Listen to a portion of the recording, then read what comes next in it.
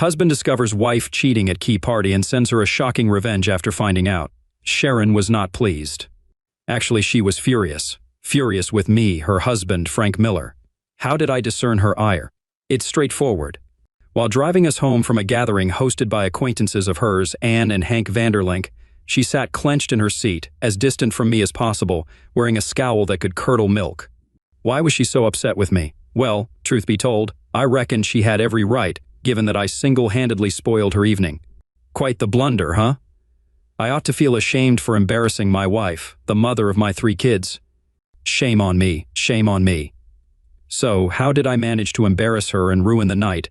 I grabbed the wrong key, you see.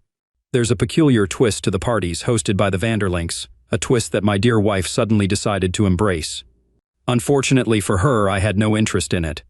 We had never attended one of their gatherings before, but my wife, married to me for a decade, neglected to inform me that the evening's affair would deviate from the usual party scene. She neglected to inform me beforehand that at this gathering, all the wives were expected to place their house keys in a bowl. Subsequently, the husbands would blindly select a key from the bowl and then accompany the corresponding wife to her bedroom for an entire night of love-making, illicit pleasures. As the party drew to a close and I suddenly grasped the nature of the event, I nearly lost my mind. I've never been so furious with Sharon. I seized her hand and pulled her into the kitchen. "Did you have prior knowledge of how this party would conclude?" I demanded. She met my gaze with a smirk. "Yes." "And you didn't see fit to inform me of this crucial detail beforehand?" "No, because I knew you wouldn't consent if given the choice." "You're absolutely right. I won't consent to this, and I always have a choice. Let's depart from here." "We can't leave now," she replied. "It would be impolite. You'd place me in an uncomfortable situation. Furthermore, it's just for one night. It could inject some excitement back into our marriage." "I can do without this type of excitement. Let's apologize and leave."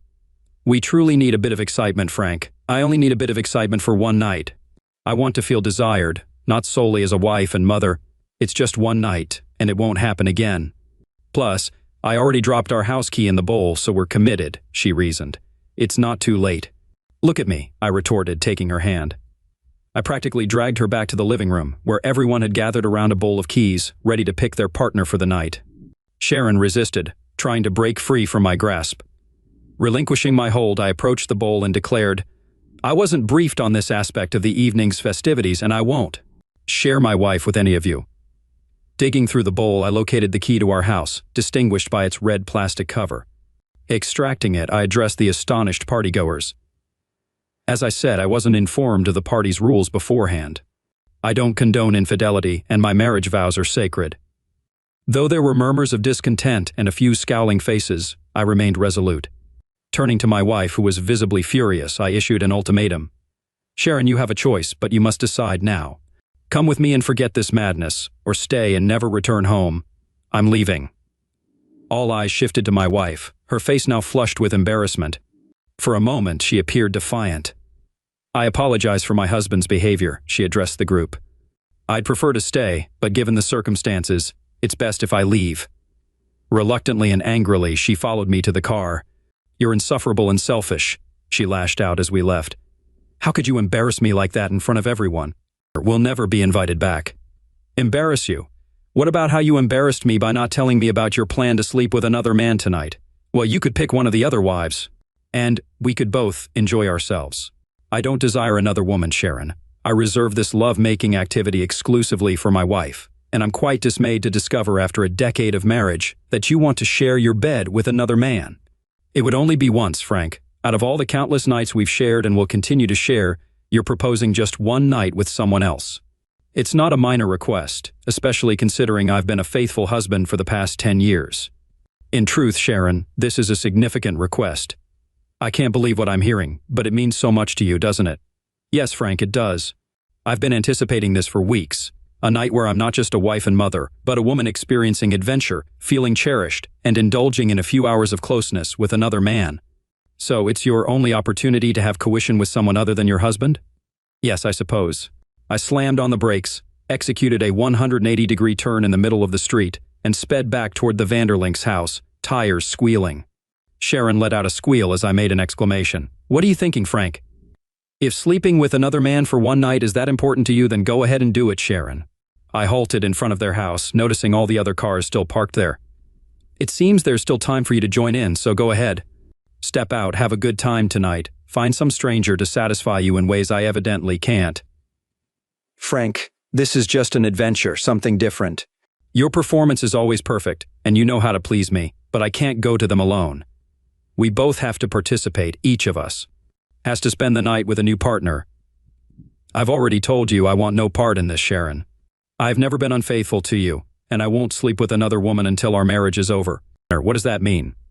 It means exactly what I said. It's decision time, Sharon. So if you're going to do this, go ahead and join your unfaithful friends. I'm sure they'll welcome a beautiful woman into their circle, even if she's not accompanied by her husband. Sharon reached for the doorknob but hesitated. I could see her contemplating. Could you pick me up in the morning, Frank? You know, wherever I end up. I'll call you and let you know. It would mean a lot to me. No chance. But I'm sure your new lover will be happy to take you wherever after spending the night with you. It sounds awful when you put it like that, Frank. He won't be my lover, he'll simply be someone new, a one-night experience, that's all. I love you, Frank. You're the only man I've ever loved or will ever love. Do you truly believe that? You can't claim to love me and then go through with this plan. Let me clarify, you're just seeking a new carnal encounter, right? Consequently, another man will potentially impregnate you. That's crude, Frank. You know I'm on birth control, so that's not a concern. He won't get me pregnant. But yes, just one night with someone new. It'll be thrilling. Have you ever wondered what it's like to explore someone new? Lemley, just a new experience. New sensations, everything fresh and different. Just wait and see, our closeness will be better than ever. Well, enjoy your time with the new guy and the new sensations, Sharon. I hope you're aware of what you're doing. It's only one night, Frank. It's not a big deal. Even a second would be too much. We have our entire future together. If you do this, we won't have anything left. I'm pleading with you, Sharon, please don't do this. You're overreacting, Frank, and I'm sticking to my decision. You won't ruin my night. I want to experience something new, and you can't stop me. I'm going through with it, and you'll just have to accept it. Do you understand? Tomorrow morning, I'll be completely devoted to you again, and I'll make you forget all about this. Tomorrow morning, you'll be history. I'll never want you again after you let another man have what I've always considered mine. Now you're being irrational. I belong to you, and you'll want me too. I'll make sure of it. Sharon, listen to me. If you leave this car and go back to that house, it's over between us. Your one night will cost you your marriage and your family. No, that won't happen, Frank. I won't allow it. We're married and always will be. We're meant for each other. I love you, and I know how much you love me. We'll get through this, you'll see. I'll make it up to you countless times. You're breaking my heart, Sharon. Don't act like a child. Think of it as taking me on an adventure. What's exciting for you is the end of us. You're not making sense, Frank. I'll change your mind in the morning, and you know how I'll do it. Do you honestly think I'd touch you after you spend the night with someone else? You'll touch me and more. I'll ensure that. God, I never realized how foolish you are. Get out. My words stunned her, but she opened the car door and began to exit. See you in the morning, Frank. I shook my head sadly, sighing. No, Sharon, I won't see you. As soon as she pushed the door to close it, I stepped on the gas pedal, making the tires squeal again, this time for half a block. As I drove away, I stole a glance at her in the rearview mirror. She looked completely stunned, standing on the side of the road in disbelief, mouth agape, still motionless as I turned the corner and she vanished from sight. In my heart of hearts, I prayed she'd call me immediately, admit her mistake, and ask me to come back for her. But she didn't. I was shattered and overwhelmed. Tears streamed down my cheeks, blurring my vision. My wife had just chosen a night with a stranger over our 10 years of marriage. Based on her behavior, I'm convinced she genuinely believed I'd brush off her little sin. Maybe she expected me to be mad for a couple of days, then she'd charm me back into bed and everything would be forgiven. Well, she couldn't have been more mistaken. My dad once told me that if a woman is seriously contemplating sleeping with another man, she's already mentally done it. For a married woman to entertain such thoughts, she's already broken her vows. Sure, it's normal to fantasize about an attractive person, but if she's plotting how to make it a reality, she's already crossed the line. As painful as this realization is, it shattered our marriage, and it's time to move forward. The real tragedy in all of this is our 3 children, 9-year-old Jocelyn, 8-year-old Rebecca Ann, and 4-year-old Frank Jr. How can I bear to be without them every day? But I can't let Sharon's actions go without serious consequences. The kids were at my mother's for the weekend, giving me time to plan my next moves. I drove around aimlessly for half an hour, still holding out hope that Sharon would call for a ride, but it became clear she'd made her decision. Finally, I settled on my initial plan and headed home. Upon pulling into the driveway, my cell phone rang and I hoped it was her urging me to pick her up. However, the caller ID revealed it wasn't Sharon. Despite this, I answered the call. In the background, the sounds of music and laughter from the party resonated, and a man spoke. "Frank, buddy, it's Rick Wilson from the party. Your wife gave me your number, hoping I could talk some sense into you. She's eager for tonight's events, that's all she's saying. You're one lucky guy. Every guy here hopes to get her key. She's insisting someone will have an unforgettable night, and she wants you to be a part of it. It's getting heated here. Everyone's eager to see who they'll be spending the night with. You still have time to come back and pick a key. There are some attractive women here ready to show you a good time tonight. Screw you, Rick Wilson, you manipulative fool, and everyone at your party can go to hell with you, including my unfaithful wife. I hope you all meet a horrible fate." I hung up and staggered into the house. In less than 20 minutes, I packed 2 suitcases with enough clothes for a week or two, grabbing my laptop and shaving kit. I loaded everything into the car. After rummaging through a few drawers, I found our marriage certificate and tore it into 4 pieces. Then I retrieved a hammer and flattened my wedding ring. Once done, I placed both the certificate and ring on Sharon's pillow, locked the front door behind me, and drove off into the night. I aimed to locate a motel a few miles outside of town, but before that, I circled past the Vanderlings' place once more. Several cars had departed the party, and a few people stood in pairs conversing on the street. Not spotting Sharon, I assumed she had either moved on with her new companion or paired up with Mr. Vanderling himself. The motel I settled on was in a nearby town. It didn't appear overly large, but it boasted a secluded parking lot in the rear, shielding my car from prying eyes in case anyone happened to look for it. After locking the car, I purchased a 6-pack of Newcastle from the adjacent convenience store and opted to catch some TV. The first 2 drinks eased my tension, and as I cracked open the third, my phone rang. Seeing it was Sharon, and knowing she wasn't calling for me to pick her up, I allowed it to go to voicemail. "Frank, you're behaving like a child over this. Rick Wilson filled me in on what you told him. How many times do I have to say it's just one night? I'll let one new guy have coition with me a few times, and that doesn't make me immoral. I swear, even if it stings a bit, I'll make it up to you in ways you can't imagine when I return tomorrow. You probably don't care, but since you removed our house key from the bowl, they gave me a new one. The guy who got it is named Glenn. He seems nice and assured me he won't pressure me into anything. He's married with kids like ours. Since you're at our house, I went to his. His wife and her boyfriend will also stay, but in a different part of the house. So we won't disturb each other when things get heated and we start making noise. You know how vocal I can get when you touch me." She giggled. "Darling, I know you're a bit upset, but I promise I won't let him do anything you haven't done." I suggested to Glenn that we stick to the usual stuff. He's met me a few times, mostly in missionary or something else for variety. Glenn agreed, especially since it's my first time with another man. He'll take me home when we're done tomorrow. I'll shower and freshen up before I return to be clean and ready for you. No leftovers for you, baby. Sweet dreams, my love. See you in the morning. Get ready for some excitement. Love you, Frank. I felt like my insides were being torn apart. Never did I imagine I was married to such a foolish and immoral woman. Sure, Sharon had always been a bit flighty, but it was part of her endearing charm. Now her foolishness was amplified and could cost her everything, her life, her husband, and possibly her children.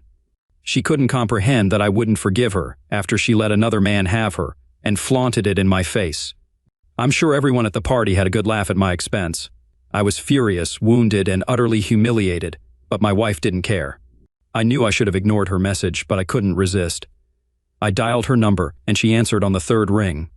"Hey, honey, Glenn and I just got into bed and are getting cozy, so I can't talk for long. Shut up, Sharon. This is likely the last you'll hear from me. You have no idea what you've done, but you'll soon find out. Enjoy your time with Glenn, because the consequences will be more severe than you can imagine. Understand this, Sharon. Once you sleep with Glenn, our marriage is finished. Got it? It's over. I never thought I'd say this, but I hate you more now than I've ever loved you. I can't wait to rid myself of you completely. Expect to hear from my lawyer next week." And with that, I hung up. 30 seconds later, my phone rang. It was her. I let it go to voicemail once more. "Frank," she sounded on the verge of tears. "Why are you doing this? How can you say such things to me? I'm your wife. Can't you just let me have this one night? Glenn and I are just beginning, and now you're ruining everything for me. I don't know if I can fully enjoy being with him the way I want. We're not getting divorced. I'll be home in the morning and we can sort things out. I would come home now, but I promised Glenn I'd be with him tonight. Please understand I have to do this. He got my key and I promised him he could sleep with me, and he really wants it now. Oh yes, right now, while I'm talking to you. I have to go. Oh God, Glenn is ready. Oh, I love you, Frank. I'll always love you. Please don't say that when I do this with him, our marriage will end. There's nothing I can do about it, honey. He's already here. Oh God, please. Oh yes, please try to understand. And I heard her whisper to him, sleep with me, Glenn. This is my night. See you in the morning, dear. Again, I couldn't resist. I called her back, and this time the phone rang several times before going to voicemail, indicating Glenn already had it. So I left a message. After hearing your last voicemail, it's clear Glenn already has you and you love it. You can spend the night with him, feeling all the new sensations he gives you. You've shattered my heart, Sharon, and I'll never forgive you for that. It's good you kept your promise to Glenn, a man you just met, but you couldn't uphold your marriage vows to the man who loved you and stayed faithful for over 10 years. I don't even recognize you anymore. You won't see me in the morning, you may never see me again, but next week you'll be served with divorce papers and I'll file for infidelity. Now that you're with Glenn, what else did you allow only me? You're officially a cheating adulterer. From now on, you can sleep with any man you want, as much as you want, but in case you care, you've lost me forever, and I'll definitely keep that promise. Sharon never returned my call. I know how aroused she becomes during coition. She enters a realm where nothing and no one else matters. It's just her and the man she's with. Whether she received my last message or not didn't matter. The damage was irreparable. Our marriage was finished. I couldn't forgive her for treating me with such disrespect, humiliating me, and undermining our marriage. I finished the remainder of the six-pack. I didn't want to spend the night picturing my wife lying undressed in Glenn's bed, the woman who until tonight had been exclusively mine. Sharon was vocal during coition, and I was certain she would cry out for Glenn to satisfy her, just as she did with me, and I'm sure she did the same with Glenn. Eventually, the beer took its toll, and I drifted off to sleep, tears still streaming down my face. I woke up about 4 hours later, and reality dawned on me. My once beautiful wife had betrayed me, and I needed to devise a plan to safeguard my children, rid myself of her, and inflict as much misery as possible on those at the party. We reside in Biloxi, Mississippi, a picturesque antebellum area on the Gulf Coast. Given that Mississippi recognizes infidelity as grounds for divorce, I might avoid paying child support and potentially gain custody of my children. I required a skilled attorney, a very capable attorney.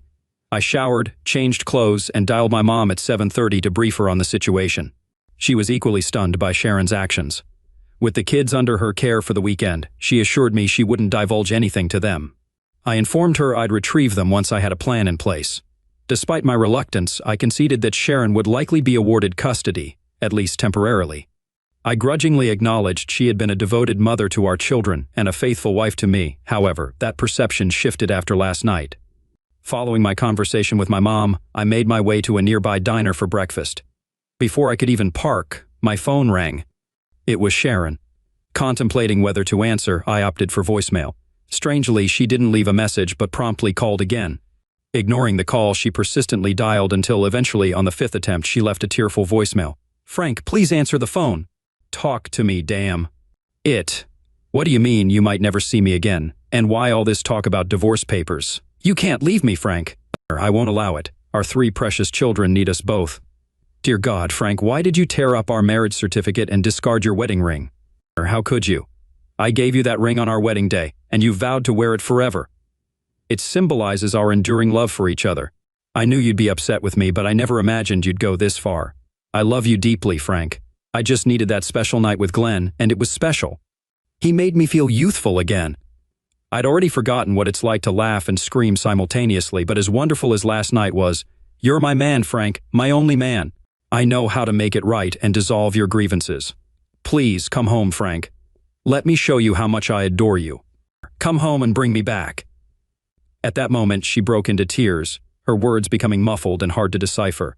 "Damn it, Frank. Why can't you see that I just needed one night with someone new? I needed to experience something different with a man who desired me, who craved me. It felt good to know that another man finds me desirable, that he can't wait to have me, to possess me. You don't understand how affirming it is for a woman my age to see a man excited about her, and to know she's the reason he desires her. Oh, please, Frank, you have to realize it was only about coition, nothing more. He simply had coition with me. Please, Frank, let's talk. I love you. You and our kids mean everything to me." Her voice wavered as she spoke.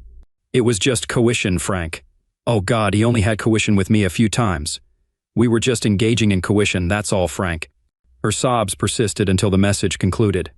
I stood outside the diner, stunned. Had she harbored these thoughts throughout our entire marriage? And now, after 10 years, it all surfaced suddenly? Sharon remained a striking woman, shoulder-length dark brown hair, light blue eyes, and a stunning figure. While her chest wasn't overly large, they weren't small either, and yes, her hips had widened slightly after 3 kids. Still, she continued to attract attention from men wherever she went. So what was this talk about needing to feel desired by another man? I consistently demonstrated my love and desire for her. I regularly surprised her with flowers and took her out on weekly dates. I even bought her alluring lingerie and affirmed her beauty and my love for her daily. Until last night, I believed our bed life was fulfilling. We made love at least 3 times a week, always reaching multiple climaxes. What could I have possibly overlooked? Despite losing my appetite, I entered the diner, found a vacant table, and ordered scrambled eggs, toast, and black coffee. Although I barely touched my meal, I consumed at least 6 cups of coffee. I had never felt so adrift, so hollow, so utterly defeated. I'd heard people wish for death, and now I understood why. The only thing keeping me from succumbing to despair was the thought of my children. I had to endure for their sake, to navigate the turmoil Sharon had unleashed, and carve out a future for them. This realization fueled my resolve. I would persevere. I just needed to devise a plan. Sharon called my phone incessantly that day, but I consistently sent her calls to voicemail. She pleaded for understanding but never once apologized for her actions. There was no admission of error, only insistence that she needed that one night, and my role apparently was to comprehend and support her. All they did was engage in carnal activity, merely 3 times throughout the night and again in the morning, that's it. How could I fail to recognize that this was just a one-night stand, easily forgiven and forgotten? She mentioned she was worried she hadn't turned off her phone in time and I might have overheard her with Glenn. She hoped I hadn't heard too much. I had to give her credit, she certainly knew how to plunge a knife into my heart and twist the blade. I couldn't fathom her level of foolishness.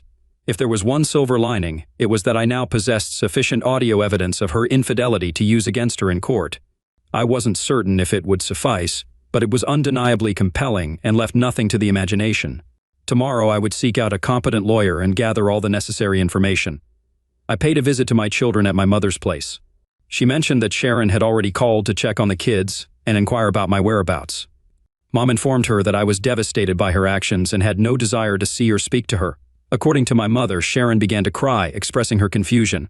Mom reassured her that no man would comprehend why a wife would flaunt a night of closeness with another man in her husband's face. Sharon inquired if she should retrieve the children, but my mother suggested it would be best if she kept them for a few more days until things settled down. The children greeted me with joy but inquired about their mother's whereabouts. I explained that she was occupied with a special project, and they would be staying with their grandmother a bit longer. We played together, shared dinner, then I bid them farewell with hugs and kisses before heading back to my motel. Tomorrow promised to be hectic. Before calling it a day, I made one final stop, or rather, drove past my house. Tears welled up as soon as I laid eyes on it again. I mourned what I had lost and could never reclaim. It struck me as odd not to spot any unfamiliar vehicles in the driveway, although a car could have been in the garage. The solitary glow from the kitchen downstairs indicated Sharon was likely alone tonight. Yet, a lingering concern surfaced. I still cared. Despite her actions, the betrayal stung deeply. I wrestled with the urge to stop and observe her, but ultimately succumbed. Parking a block away, I approached the side where I could peek through the kitchen window. There she sat, a discarded bottle of Grey Goose by her side, hair disheveled, mascara smudged, clad in a robe. She rested her head on the table, facing me, eyes closed. It was evident she had been weeping, surrounded by a mound of tissues. For a moment, a pang of sympathy stirred within me. Then recollection of her choices and their repercussions flooded back, chilling me to the core. I resisted the urge to lash out, and instead retreated to my car, driving off with a tinge of satisfaction. Perhaps she was beginning to grasp the gravity of her actions. If she sought solace, she could turn to her paramour, Glenn. Monday dawned, and I faced a busy agenda. At the diner, I devoured eggs, toast, and coffee, finishing my meal entirely. I phoned my mom and spoke with each of my children, assuring them of my love and imminent return. Next, I contacted my office, informing my assistant that personal matters would occupy my attention for the next 2 days. urging her to reach out if anything urgent arose. She inquired if all was well, and I replied in the affirmative, promising to elaborate later. During my final year at Ole Miss, I shared an apartment with two close friends, Douglas Prater III and Maxwell McCrae. Our bond endured over time, despite infrequent reunions. While I pursued a degree in computer science, Doug pursued business administration, and Max pursued law. Initially, I reached out to Doug, asking if he and Max could join me for drinks around 5. I explained that I needed their counsel on a pressing issue. And Doug agreed to coordinate with Max to meet me at the lava bar by the beach. Arriving early, I awaited their arrival. Max appeared slightly after 5, followed by Doug 10 minutes later. After warm greetings, we settled at a patio table, ordered beers, and raised our glasses in a toast. "What's on your mind, Frank?" Doug inquired. "Your call sounded serious," he added. "Sharon cheated on me and flaunted it," I disclosed, narrating the entire ordeal. "Man, that's rough," sympathized Doug. "I can't fathom she'd do such a thing," chimed in Max. "Indeed, and with no remorse, believing I'm overreacting." "Can you believe that?" I exclaimed. "So, what's the plan?" Max inquired. "I'm contemplating divorce and seeking retribution against Glenn and the others at the party. But most importantly, I want to pursue custody of my kids," I outlined. "It won't be a cakewalk, Frank," cautioned Max. "Unless she's unfit as a mother. If she brings strange men home for trysts while the kids are present, you have leverage. Otherwise, if she's a good mother, she'll likely secure custody, and you'll have to pay child support," he advised. "I'm fine with that as long as I have frequent access to them." "It's manageable," Max affirmed. "Courts generally prefer both parents to be involved in child rearing, provided they're both competent caregivers. What about finances?" Doug interjected. "Sharon's a stay-at-home mom, and I assume you earn a substantial 6-figure income. How are your financials looking? Checking and savings accounts? Any investments? 401k? Individual retirement account?" "I have all of those, totaling around $700,000 to $800,000, perhaps a bit more. The court will likely split it evenly, give Sharon the house along with custody. But if you can substantiate her infidelity, which appears quite plausible, you may avoid alimony payments. Do you know an exceptional divorce attorney? One of the partners at my firm is among Mississippi's top family law practitioners. Her name is Maddie Simmons. Want me to arrange a meeting for you?" "Certainly, the sooner the better," Max suggested. "In the meantime," Doug added, "I'll explore options to safeguard some of your assets. Send me all your financial details, and I'll handle it." After another toast, we shared a few more drinks and bid farewell. Suddenly, I felt a sense of relief I hadn't experienced since this ordeal began. As I drove back to my motel, my mind raced with all the tasks ahead. My cell phone rang, and it was Sharon. After a brief hesitation, I realized I'd have to confront her eventually, so I pulled over and answered. "What do you want, Sharon?" I opted for directness, cutting to the chase. "What do you think I want, Frank?" "I want my husband to come home, where he belongs." I could hear the tears in her voice. "Unfortunately, your little escapade with Glenn, as you termed it, makes it impossible for me to return home."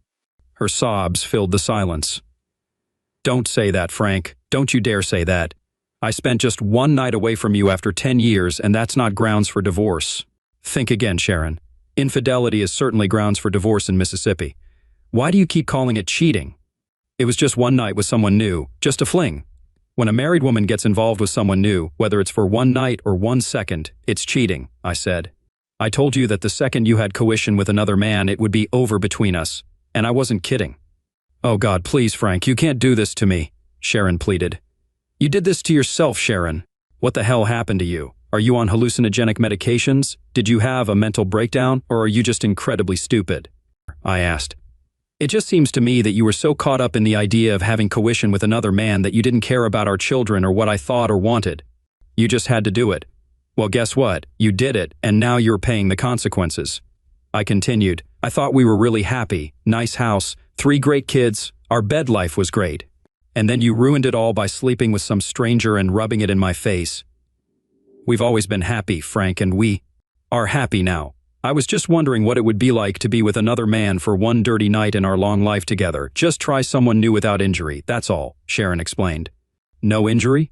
For some reason, you don't understand at all what damage you've caused. You completely destroyed our family overnight because of your selfishness. You've broken our life into 1,000,000 pieces, and there is no hope of ever putting them back together again," I declared. First off, Sharon, you broke my heart, even though you made it clear you didn't care, I said. Do you remember me? Your husband, the man who loved you without question from the moment I laid eyes on you. The one who works long hours every day to give you and our kids the life you dream of. And yet, you spat in my face and left me to find comfort in the arms of a total stranger. You gave him parts of your body that 10 years ago you promised would only belong to me. You made this promise before God, our families, and all our friends, and last night, you rubbed it in my face, letting me know you were going to do it no matter how much I begged you not to. You basically told me to get the hell out. You do whatever you want and it's none of my business. I never meant for it to look like this, Frank. I don't know why, but I didn't think I was hurting you.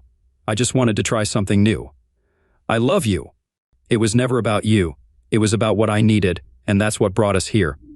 You took yourself out of the equation. All your cheating with Glenn last night concerned only you and him. You didn't think about me or our kids. I deserved a special night just for myself.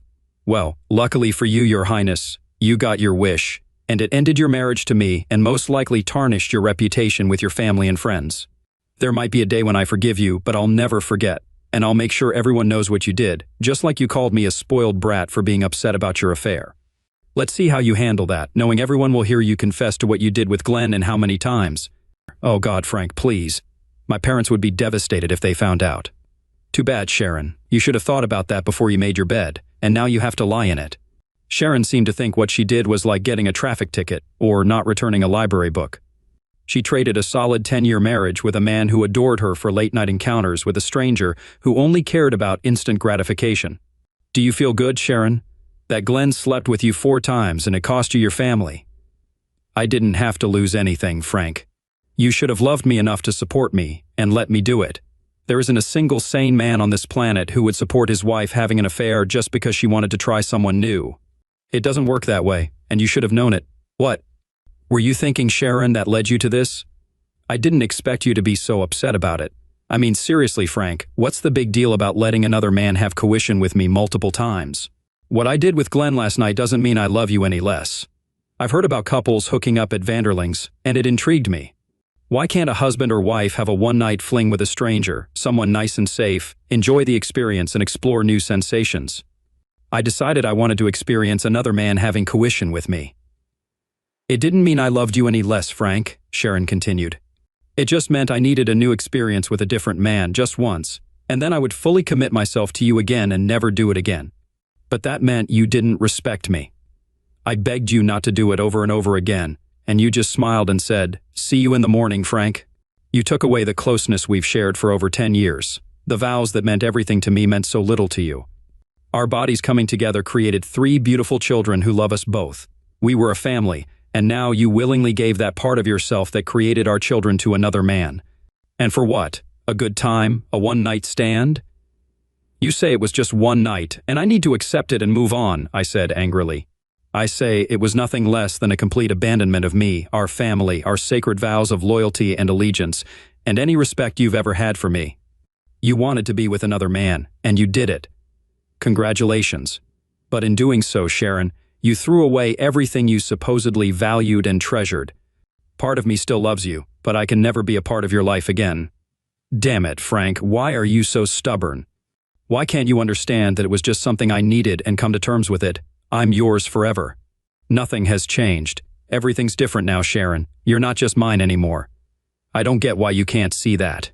I pleaded with you not to do this. I can't forgive and forget. You betrayed me willingly, and this pain will last a lifetime. I found a lawyer. Tomorrow I'm filing for divorce, citing infidelity. I'll name your lover, Glenn, and anyone else from your gathering that I can identify.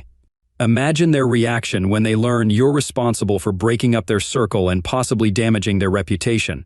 Go to hell, Sharon, and take your cheating friends with you. The moment I met with Maddie Simmons, Esquire, I knew she was the right attorney to handle my situation. She cut through the nonsense and got straight to business. She asked why I wanted a divorce and what outcomes I sought. I explained I expected to split our assets with Sharon, offering her the house in exchange for less cash. I knew I likely wouldn't get full custody of the kids, but I wanted unrestricted visitation without child support. I presented all the audio.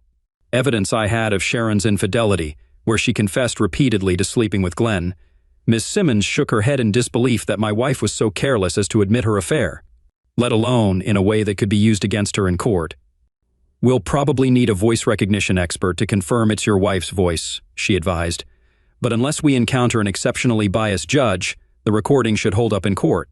We spent the remaining hour discussing my objectives regarding Glenn and the other participants at the wife-swapping event.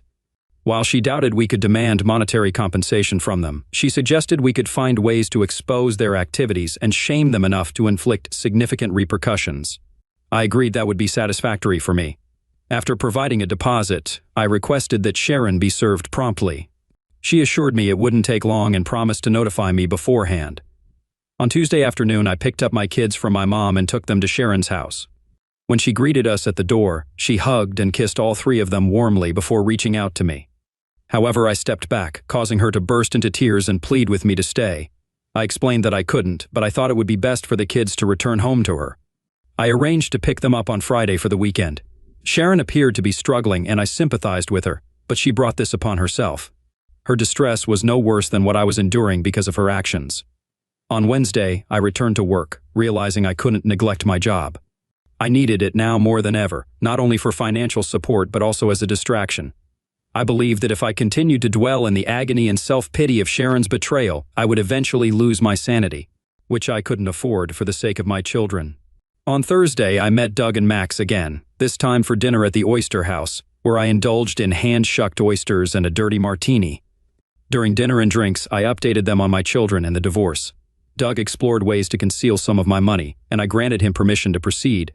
Though it wouldn't be much, it would be beneficial in the long run.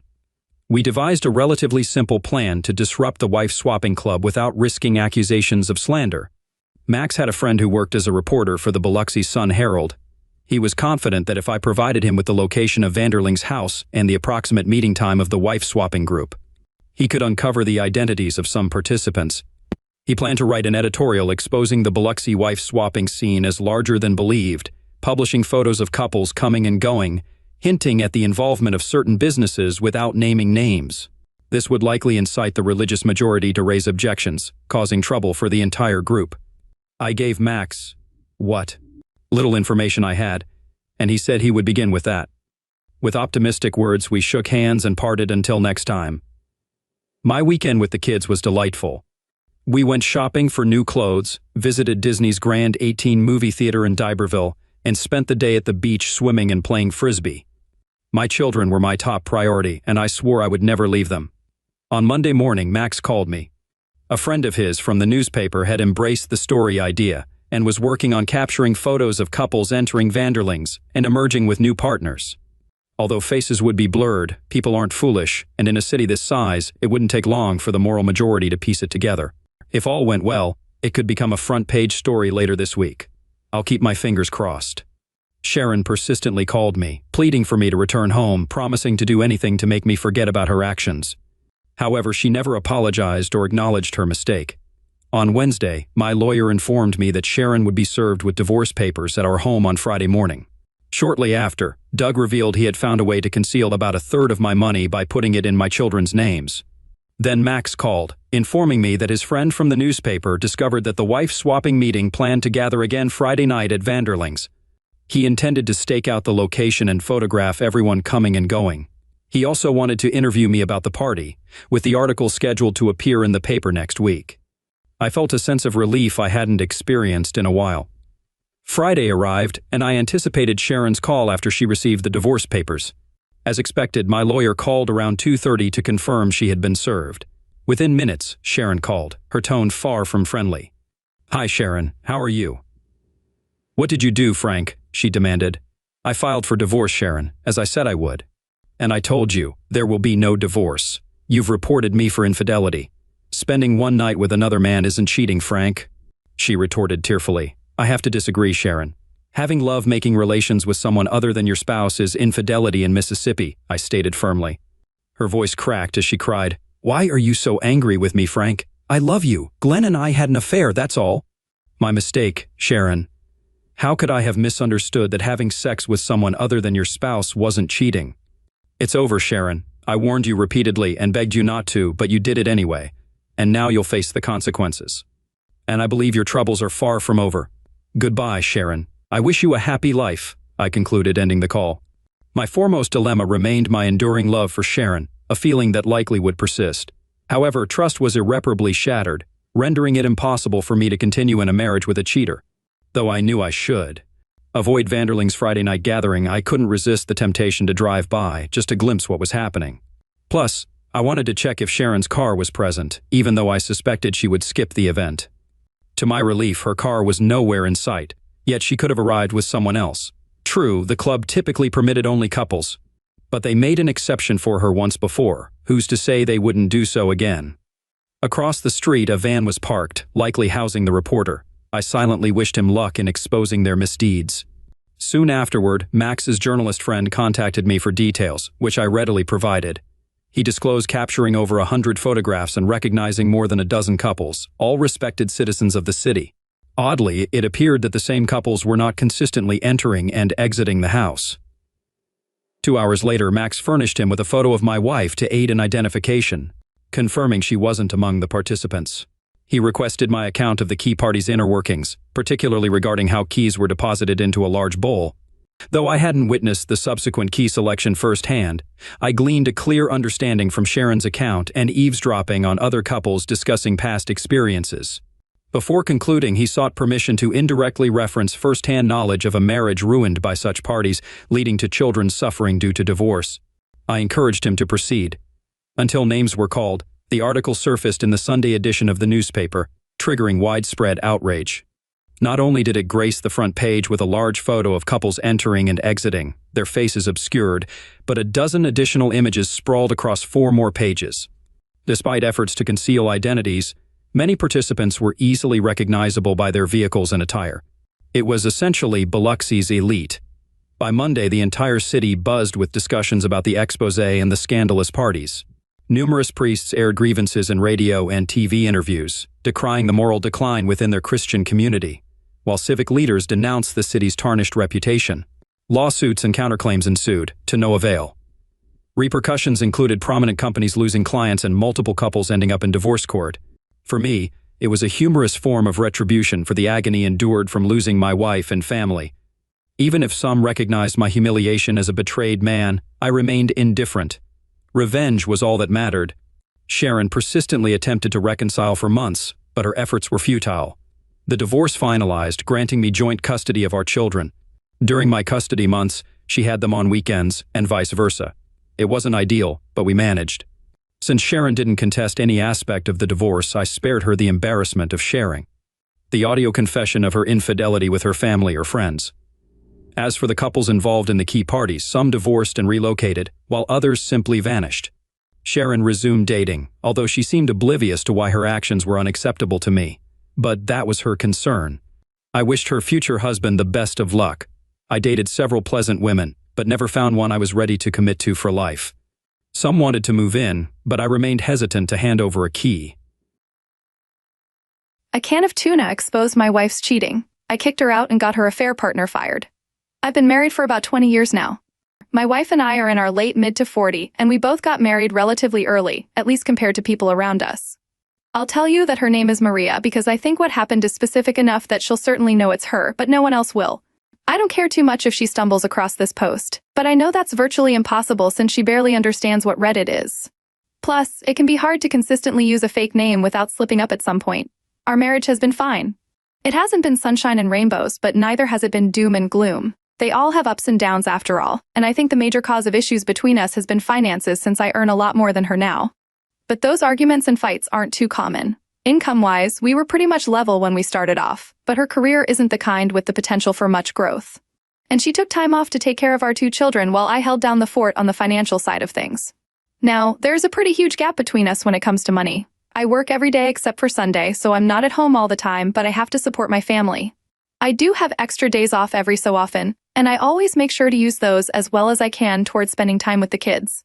Naturally, being out of the house so often means that I can't keep tabs on every single thing that happens when I'm not at home. But I've tried to operate on trust and detecting suspicious behavior.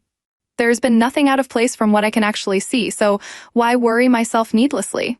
Well, I finally saw something that raised my suspicions some days ago. As stupid as it sounds, I took a break from work to get something that I forgot at home, and I found an open can of tuna on the kitchen counter. What you need to know is that my wife hates tuna. She always has. And my children weren't at home since they were staying at an uncle's place for their summer vacation. There were some other things too, which made it clear that someone was putting together a sandwich.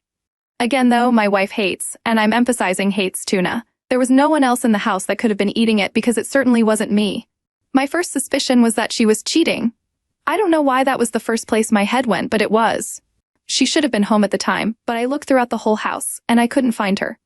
It seemed like she had to rush out or something, but I couldn't imagine what might have led to that. I considered calling her right away, but decided that it was better that she not know that I even came back home. That would help me figure out what was going on a lot better.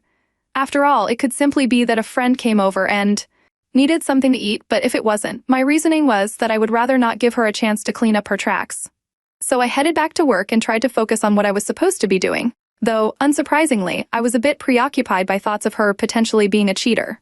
When I got back home that evening, she was back around, so I asked her how her day was and whether anything notable happened, but she replied, saying that it was the usual boring day at home. She only said that she went shopping for a few groceries in the morning and spent the rest of the day at home.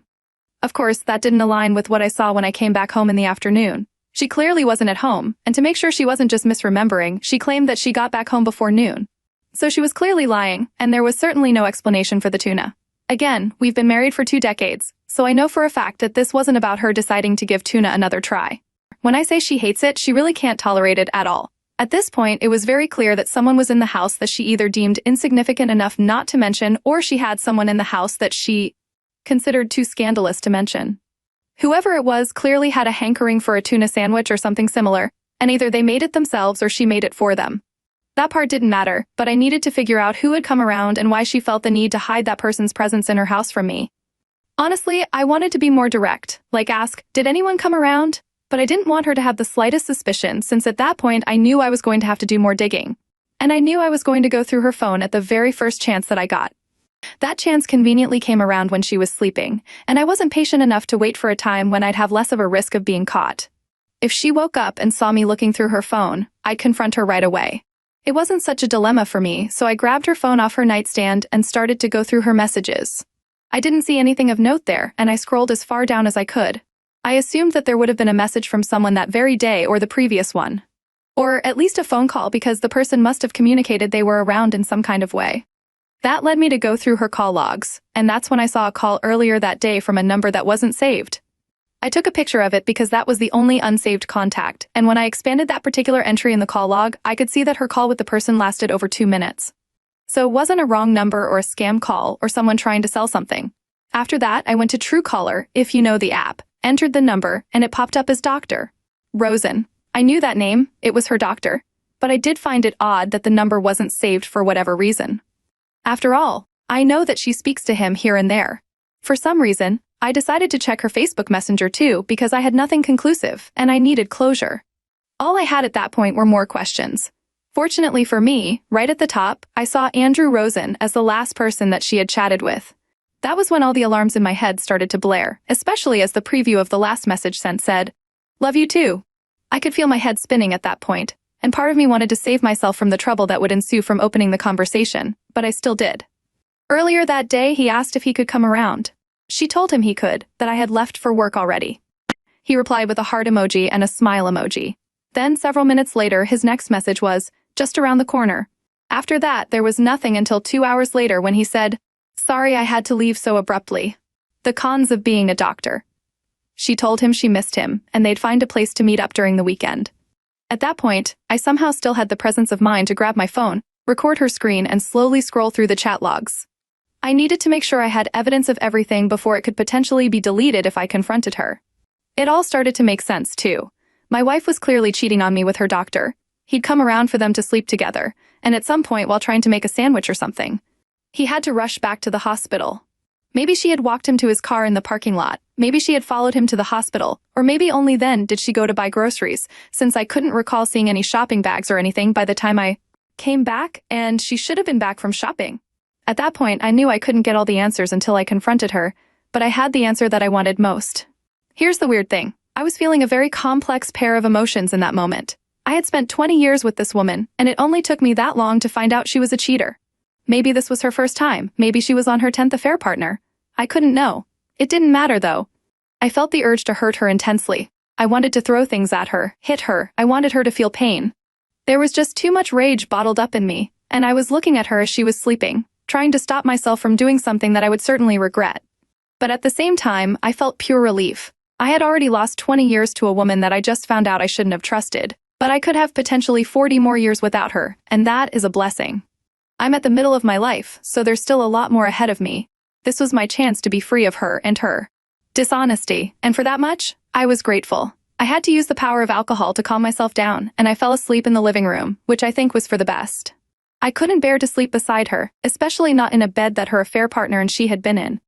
However, before I finally lost myself in the haze, I made sure to search up private investigators. She was planning to meet up with Dr. Rosen during the weekend, and I needed to make sure I had the actual meeting documented as well as whatever lies she was going to tell me to cover up where she was. I waited until the next day when I was at work to contact a PI. I told him a vague version of my situation, and we arranged a meeting afterward. I went to his office during my lunch break, and right there, I was very confident with what he convinced me he'd do. He said he'd figure out where she was going, and he'd get photographic evidence for me. I paid him an initial fee, gave him all the information that he requested, and I was out of there. After that, I did my best to remain normal on the surface so that Maria wouldn't suspect that anything was going on. She didn't seem to, which is good for me, and finally, the weekend came. The day before, she told me that one of her college friends from out of town was around and she wanted to go spend the day with her. I acted zoned out while on the phone, opened the recorder app, and then apologized and asked her if she could repeat herself. She seemed miffed but did so. I asked her the friend's name and she said Ashley. After that, I told her to have a great day and off she went. Minutes later, the PI messaged me to tell me that he was on her tail and I should sit back while he does his job.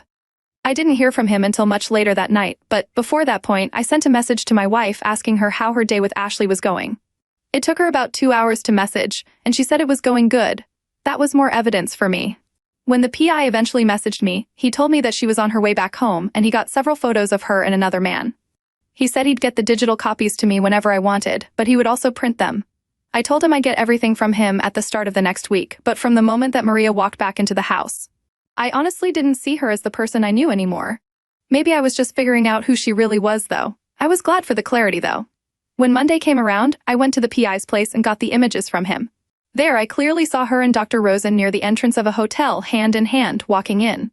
The PI must have had another camera with him because he also had a video of the same sequence of photos. He was thorough. The pictures also had the timestamps on them, and not only could I see when they went in earlier in the day, I also was able to see the timestamps when they walked out, stopped in front of my wife's car, and kissed passionately. It was dark by this point, so the photos were a lot better than the video. At this point, in total, she spent 7 hours with him in the hotel. I was disgusted. Now, this is where this ends for now. It's super obvious that I'm kicking her butt to the curb, but I want to make sure I hit her everywhere that I can hurt. We have children, and she's busy doing this. At this point, I'm not even sure if they're mine, and the thought of that hurts even more than her cheating on me. There's a lot I'm going to have to do, and I would love some advice on putting my plan together. Everyone involved needs to hurt. I know, Dr. Rosen, I've shaken this man's hand before. I need the best you all can provide me in terms of ideas. I'm patient. A can of tuna? Who knew? Seriously, though. Discovering an open can of tuna when your wife hates the stuff is like finding a red flag waving right in your face. And the PI move? Smooth. Forget who done it, this is, who's the doctor doing? Dr. Rosen, with his unlisted number and convenient emergencies, sounds like he's moonlighting as more than just a family physician. As for revenge, start with redecorating the house. Turn her walk-in closet into a shrine for all the tuna cans she ever despised. Send Dr. Rosen a thank you note for his unintended role in liberating you from a marriage with more secrets than a spy novel. And for the kids' sake, make sure they know the family motto, trust but verify, with surveillance footage. And speaking of kids, should we be concerned if these kids are, in fact, yours and not Dr. Diddle's? Update 1, thank you to absolutely everyone who contributed to my last post. I know it's been quite some time, but a quick refresher is that I came to talk about finding out that my wife was cheating on me with her doctor. And I found this out because I found an open can of tuna, despite the fact she absolutely hates it. What a weird way to find out someone is cheating on you, but it seems I'm going to have to buy stock in Sunkist at this point for saving me from a cheater. I'm very happy with how things have turned out for me now. I managed to get a divorce lawyer pretty quickly, but I didn't start anything too quickly. The first concern of mine was to make sure that my children were my own. As soon as they got back from their little vacation at their uncle's place, I took them straight to a lab where I got a paternity test done. Spoiler alert, both of them were, very thankfully, mine, which felt like a massive weight was lifted straight off my chest. I can't express how relieved I was by that. Once I had that confirmed, I went to the divorce lawyer and submitted all the evidence that I had managed to gather. In his opinion, the infidelity was very easy to prove, and it was also very easy to see that she planned in advance to be able to cheat with reckless abandon. She covered up her lies as well as she could, but I was fortunate enough to be able to get the hint that I got. The lawyer was also very amused at the role that Tuna played in the whole thing. The first thing that I needed to do was to serve her with papers, and I wanted to do it in a way that would hurt her and humiliate her. Looking back, I can barely recognize myself, but I chose to do it at her family's Thanksgiving dinner. Some people love family drama during Thanksgiving, so I decided to give the people a show. We were all sitting at the table when someone knocked at the door to our family's house. I volunteered to open it all day long because I knew who I was expecting. Finally, I opened the door, saw an unfamiliar face, and he asked if Maria was around. I welcomed him in, and when he walked towards the table, he asked for Maria. She indicated herself, and he handed her an envelope with the classic, "You've been served," before curtly walking out.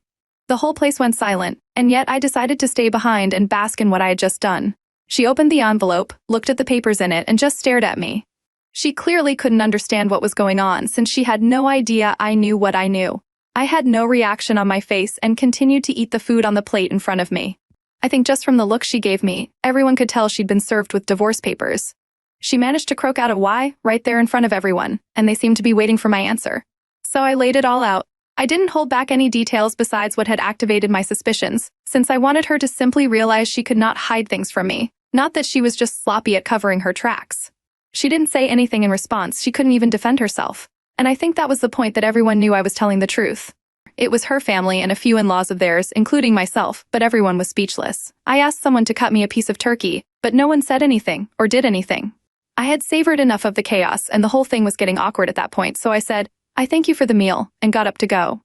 But before I was out the door, I told her not to come home, that she didn't have a place there anymore. I was able to catch her start crying before I left, and don't worry, this all happened late into the dinner, so the kids had already left to play video games. I do acknowledge that I was a bit reckless here because I had no idea whether the kids might have been around at the time the papers were to be served, but I likely would have asked them to go upstairs if they had been. I called the kids down and we went home. I told them their mom was going to stay over to help them clean up. The oldest one is 10, so I didn't ask too many questions. The next thing that I did, with the help of the PI, was to get Dr. Rosen reported. This man slept with my wife, who happened to be a patient of his, and I didn't need a professional to tell me that was unethical. The medical board eventually agreed, and so did his hospital. He lost his job there, and his license was suspended for 5 years, which tickled me quite pleasantly. After that, it was time for me to approach the divorce. I knew that things were going to get messy, but I went in hoping that I'd get as much as I possibly could in my favor. As they tend to, the divorce process went on for quite some time, but at the very end of the day, I think I got as good a hand as I could be dealt. I made sure to present absolutely all evidence that I had regarding the situation and her infidelity, and I think a really good case was made in my favor. She didn't even deny her infidelity in court, though her lawyer tried to take the absent husband approach to make it seem like she didn't have much of a choice to try and feel loved. I felt that was stupid, and it didn't seem to work for her. In the end, I got to keep the house, my car, and I have custody of my children most of the time, a roughly 70-30 custody agreement. Fortunately, since I have the burden of custody most of the time, the judge was lenient, and I don't need to pay child support as my wife's earnings are sufficient to take care of them while they're in her custody. However, the pretty big gap in how much we earn means that I do have to pay alimony, but for what I consider to be a relatively short term. This was a lot better than what I had hoped for. I work a lot, and I know women get favored when it comes to custody. So I felt like I could have gotten the short end of the stick and ended up paying both child support and alimony. Fortunately, I only got one of those, and for far from a long time. Plus, the house is still in my hands, and rightfully so. Honestly, I hate how 20 years had to go down the drain. But it brought me my 2 beautiful children and a life lesson, so I can't hate on it too much. I had the luck to find out that my wife was cheating on me, but I trusted my gut when I saw something out of place. The only moral I can serve to gentlemen reading this is to always keep an eye out for out-of-place things and never be afraid to be suspicious. Who knew a can of tuna could become the star witness in your divorce proceedings? Sunkist must be thanking you for the unexpected product placement. Forget stocks, you should get a sponsorship deal from them. Serve divorce papers right at the table? That's next-level Thanksgiving entertainment. You had the whole family on the edge of their seats, except for the turkey, which was probably wondering why it got caught in the crossfire. And reporting Dr. Rosen? Classic revenge move. It's like taking down a character straight out of a medical drama. Who needs Grey's Anatomy when you've got your own real-life drama unfolding? That's an episode I'd tune in for. But hey, at least you came out of the divorce with custody, the house, and a short-term alimony deal. Share your thoughts with us in the comments below, and thank you for joining us today. Be sure to like and subscribe and hit that notification bell so you don't miss out on our next video. See you next time! Every bit of this was entirely beyond my comprehension from the very start. 11 years ago, I completed my college education and returned to my hometown after self-financing my studies. Due to self-funding, I didn't receive any financial support. Nevertheless, I obtained the right to free employment and landed a respectable, well-paying job.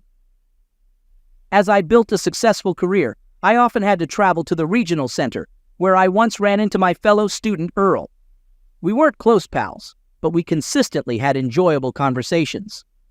Earl eventually assisted me, and the approvals, which took weeks, were secured. One day, Earl suddenly became the CEO of the company founded by his wife Zara's parents. It was at a friendly gathering at Earl's place that I met my future wife Layla. Layla was wrapping up her university studies and residing with her retired parents in the city center. Somehow, we started dating. Our relationship heated up, and after 6 months, realizing Layla was pregnant, I proposed to her. She accepted on the condition that I move to the regional center.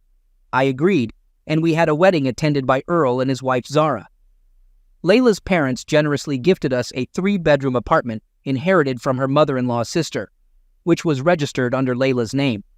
We had a son, and soon after, Layla became pregnant again and gave birth to a daughter. I, based on Gerald's recommendation, secured a job with a highly reputable organization. There, I quickly established myself as a knowledgeable specialist.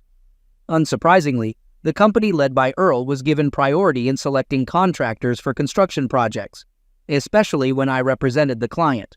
Work was thriving, and earnings were outstanding. 10 years passed, and our son was about to start 4th grade, while our daughter was entering the 2nd grade. 2 weeks ago, I sat in a hotel's conference room.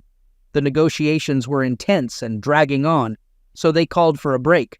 I went out with one of the representatives from the Capitol to the conference room's balcony and took a seat at a table. The representative, observing the hotel visitors in the lobby, remarked about how many years had passed, and how Earl was still in love with his wife and happily married, even though old habits die hard. Earl, who was over at the reception desk checking out, was with his girlfriend by the kiosk. I noticed Earl at the front desk with his wife Layla at the kiosk. Earl finished checking out, and they both walked to the elevator. At first, my immediate impulse was to locate them and confront Earl physically. However, I realized that such an action would lead to failed negotiations, a public brawl, and a possible divorce. I pondered the sound I heard in my ears. It had been years. I turned to the person I was conversing with. I inquired about how long the person had known him, and they responded that they had known him for a long time. They mentioned being a local resident and living in the area for years. Earl had met his current wife, Zara, after college. According to the person, Zara came from a well-off family, with her father being an entrepreneur who had founded several businesses with his wife. Earl had married Zara and had quickly assumed the role of CEO in one of the companies. However, the person mentioned avoiding any business dealings with Earl due to his unreliability and lack of trustworthiness. Once the negotiations were concluded and the contract was signed, I returned to my office. I sat at my desk and began contemplating my next steps. It was evident that I needed to part ways with my wife. However, I also needed to ensure my role as a father to our children. I had to secure a place to live. After our divorce, the apartment we resided in was gifted to us by Layla's parents, with the property deed in her name. So, the best course of action was to return to my parents' house, which, God willing, had 2 floors, with the 2nd floor unused. Layla had never visited my hometown, expressing reservations about what she would do there. The departure was a decision I had to arrange, ensuring I didn't break my promise to take the children to the seaside this year and avoiding deceiving them. With a plan in mind, I began to put it into action. I was well aware of Earl and his wife's routines. I knew that Zara typically went to a cafe located away from their workplaces for lunch, believing that the food there was superior. She had invited me and Layla to dine there multiple times. Now I understood why Layla never visited that cafe and why Earl never frequented it either. The following day, I entered the cafe and spotted Zara.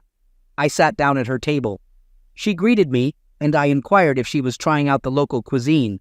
She replied that she didn't just decide to try the local food, and I asked about Earl. She confirmed that it was indeed about Earl and Layla. I shared that I had suspected him for a long time, but I couldn't prove it, as he was always home on time. Zara inquired about where I had caught them, and I explained that it was at a hotel downtown, where he had a friend working as a director. Zara asked how long they had been dating, and I informed her that they started dating before I met Layla. She expressed her dismay, mentioning how Earl had introduced Layla to her as a friend of mine. I mentioned that I took a DNA test to be sure about the kids, and Zara shared that Earl was unable to have children due to treatment that had not produced any results. She expressed her desire to have kids. We discussed our plans, and I mentioned that I intended to divorce Layla and change my last name. Zara planned to divorce Earl but wanted concrete evidence. We discussed the idea of setting up webcams to catch them in the act, and I agreed to keep in touch about the plan. I explained that I needed to return home since Layla owned the apartment, and Zara offered to talk to her father about helping me find a place to live. We agreed to set a date for further discussion. In the following days, I prepared for my upcoming separation from my wife.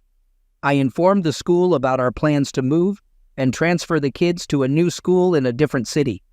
I had to obtain confirmation of the kids' enrollment in the new school during working hours, and the necessary documents were provided. Zara called and asked for passports to obtain visas for a trip to Italy, the city of Pizarro.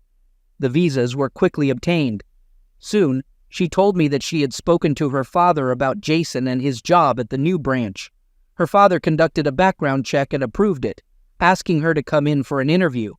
After the conversation with Zara's father, where they arranged his position and salary, I spoke to my boss about the situation. My boss, who had been divorced twice before, asked how he could help. I explained that I needed a quiet vacation and to be let go from my job. I inquired if there was a way to work it out. My boss considered it and eventually agreed. The preparations for the separation were finalized.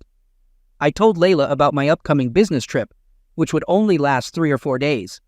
On the same day, Layla informed her husband, Earl, about my departure, and he was happy about it.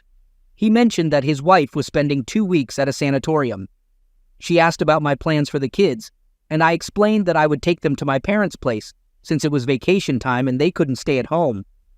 Layla expressed her frustration about having a baby, mentioning that she couldn't have children and suggesting I hire a nanny or rely on my husband. We discussed our plan for the next day, with Layla mentioning that Vovka would be leaving in the morning. I packed my travel bag, said goodbye to Layla, and headed to the train station, though I actually just took a shuttle bus 1 stop away. My hired car for long-distance moving was waiting there, and we drove to my house, where I saw Layla taking the children and getting into a cab with them, heading to her parents' house. Half an hour later, Layla arrived at her mother's house, telling her she had brought the grandchildren and asked when they could go to the sea. She promised to call every night and then got into a waiting cab to go to work. Meanwhile, I packed up the house, putting everything in the cardboard boxes. The boxes were immediately loaded into the car, and within an hour and a half, everything was packed and ready. Only a large suitcase and 2 bags were packed separately. After packing the car, I called my father and told him that the movers were on their way to his place, and I would join them in a month. Layla, on the other hand, informed the CEO that I had left and the kids were with her grandparents, so she was free until Monday. The CEO agreed to let her leave an hour early. After working most of the day, Layla signed out early, claiming to attend a meeting with a customer. She left the office, and shortly after, Earl left as well, driving away. Zara, who had placed a tracker and microphone in the car, noticed that it had started moving around the city and saw the car turn into an alley and stop. The door closed, and there was an immediate sound. Layla mentioned that we needed to go to the store, and Earl replied that we had everything at home. Around the same time, I stopped by my in-laws' house and informed them that I was picking up the kids. As Layla had told them, the kids would stay with them for 3 or 4 days. They decided to celebrate their 10th wedding anniversary and had a surprise planned for Layla. 10 minutes later, I and the kids headed to the airport, with our flight scheduled for 2 hours later. Layla entered Earl's kitchen, checked the refrigerator, and set a complete table. She asked Earl to open a bottle of champagne and suggested having some cognac later. Earl questioned what they were toasting to, and Layla mentioned that it was their 10th anniversary, even though I had pointed out that it was partly due to her affair with a client's lawyer, Lila. They sat down for dinner, and afterward, they went upstairs to the bedroom. Lila cleared the dishes and put them in the sink, and then they enjoyed some fruit and cognac on the coffee table before heading into the shower. After they came out, Lila suggested she would call her parents and be all his in the meantime. Earl agreed, and she made the call. Layla, in the meantime, quickly stood up, dialed my number, and told me she wanted to congratulate me on our 10th wedding anniversary. I was puzzled and questioned why she was saying that. Layla then mentioned that she was in Earl's bedroom, not fully dressed, and he was looking at her while she spoke to me.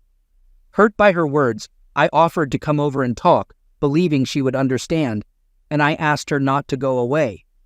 Layla burst into tears, and Earl looked confused. The bedroom door suddenly opened, and Zara's parents entered, with Zara following behind them. Layla quickly started dressing, and Zara's father asked Earl what was happening. Earl replied that they were just having a good time. Zara's mother commented on Earl's without-clotheness, and Zara firmly decided to cut him out of her life. Zara's father advised Earl to write a resignation letter, and if he messed up again, he would be fired. Layla thanked them and left. Back at her apartment, Layla realized no one was home and tried calling me but had no signal. I had nearly finished observing what was happening in the bedroom, turned off my tablet, and called Zara. She informed me that they were on their way to the landing with the kids, and she hoped to hear from me when they returned. We soon boarded the plane and headed to a different city. Our flights were well coordinated, and we eventually landed in Italy. A company representative helped us get to the hotel on the first coastline. After checking in, the kids were eager to go to the sea, visible from their window. They encountered a woman and her 7-year-old daughter who had been on the same flight. The woman had experienced motion sickness, but her daughter was eager to get to the sea. I suggested looking after her daughter so the woman could rest. Regina, the woman, introduced herself, and we made our way to the sea, following wooden ladders almost to the water's edge. There, small fish swam in the shallow water, and I even managed to catch a small crab. Afterward, we went swimming, and Regina decided to join us. Meanwhile, Earl was dealing with the issue of finding a place to live. With help from his parents, he managed to secure a one-room apartment, but struggled to find employment. He had some savings to get by, but needed to think about his future. Earl began searching for jobs in various offices, but faced challenges, as most executive positions were already filled, and he didn't want a lower-level job. Eventually, he couldn't even secure a position as an ordinary engineer. Layla spent 2 days searching for me and the children around the city, but couldn't locate us. Contrary to what my father believed, she did try calling us, and my parents explained that I had moved my belongings to their place and gone somewhere else without the kids. Layla assumed I had gone on vacation and decided to visit my office to find out more. There, she learned that I had resigned. In the evening, Layla called Earl and asked about his situation. Earl explained the meager conditions of his one-bedroom apartment and the job struggles he was facing. Layla discussed her own work situation and the establishment of a branch office, but Earl had no information about my plans. She mentioned her intention to try and reunite with her husband and kids, and the regrets about her past relationship with Earl. Earl inquired about my current situation, and Layla informed him that she was unsure of my whereabouts and my decision to leave with the kids. On that day, Layla gathered her courage and visited the cottage where Zora lived. Zora silently invited her inside, and they had a conversation in the large hall on the first floor. Layla began with an apology and asked Zora to understand her actions.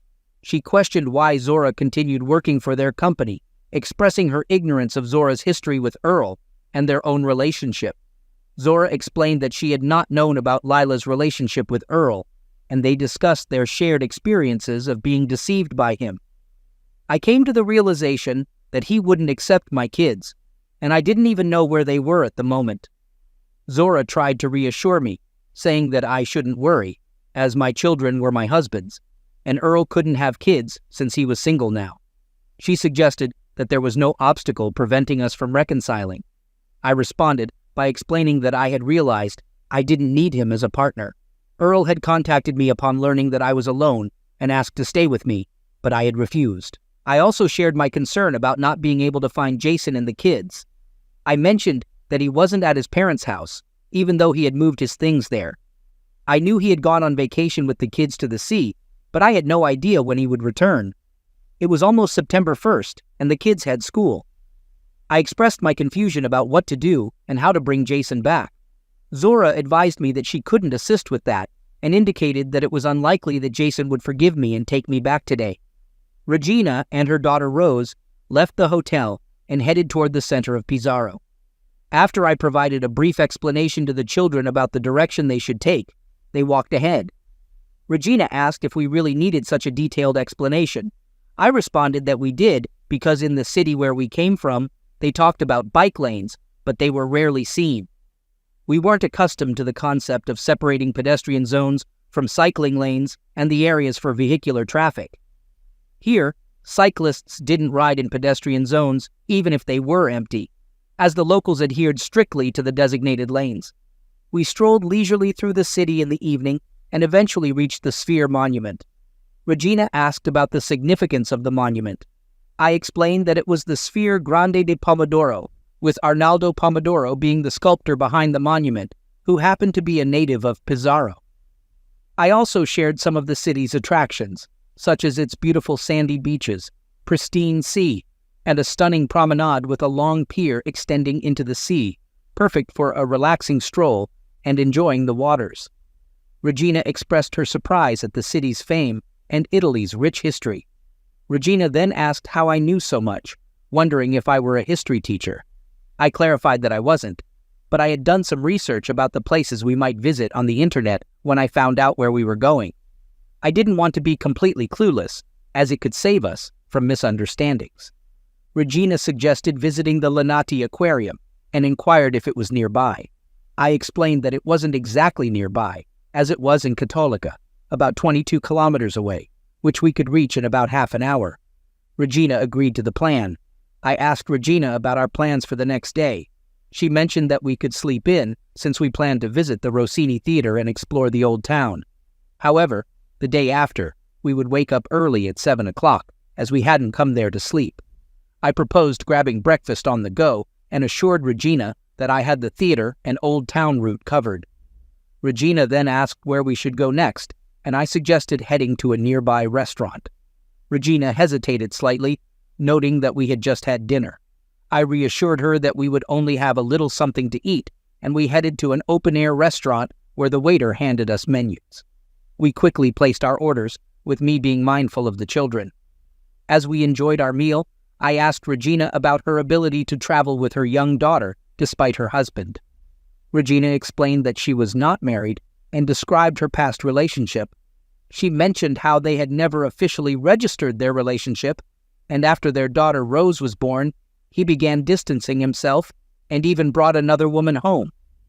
Regina had decided to move out with her daughter and was considering returning to her mom's neighborhood.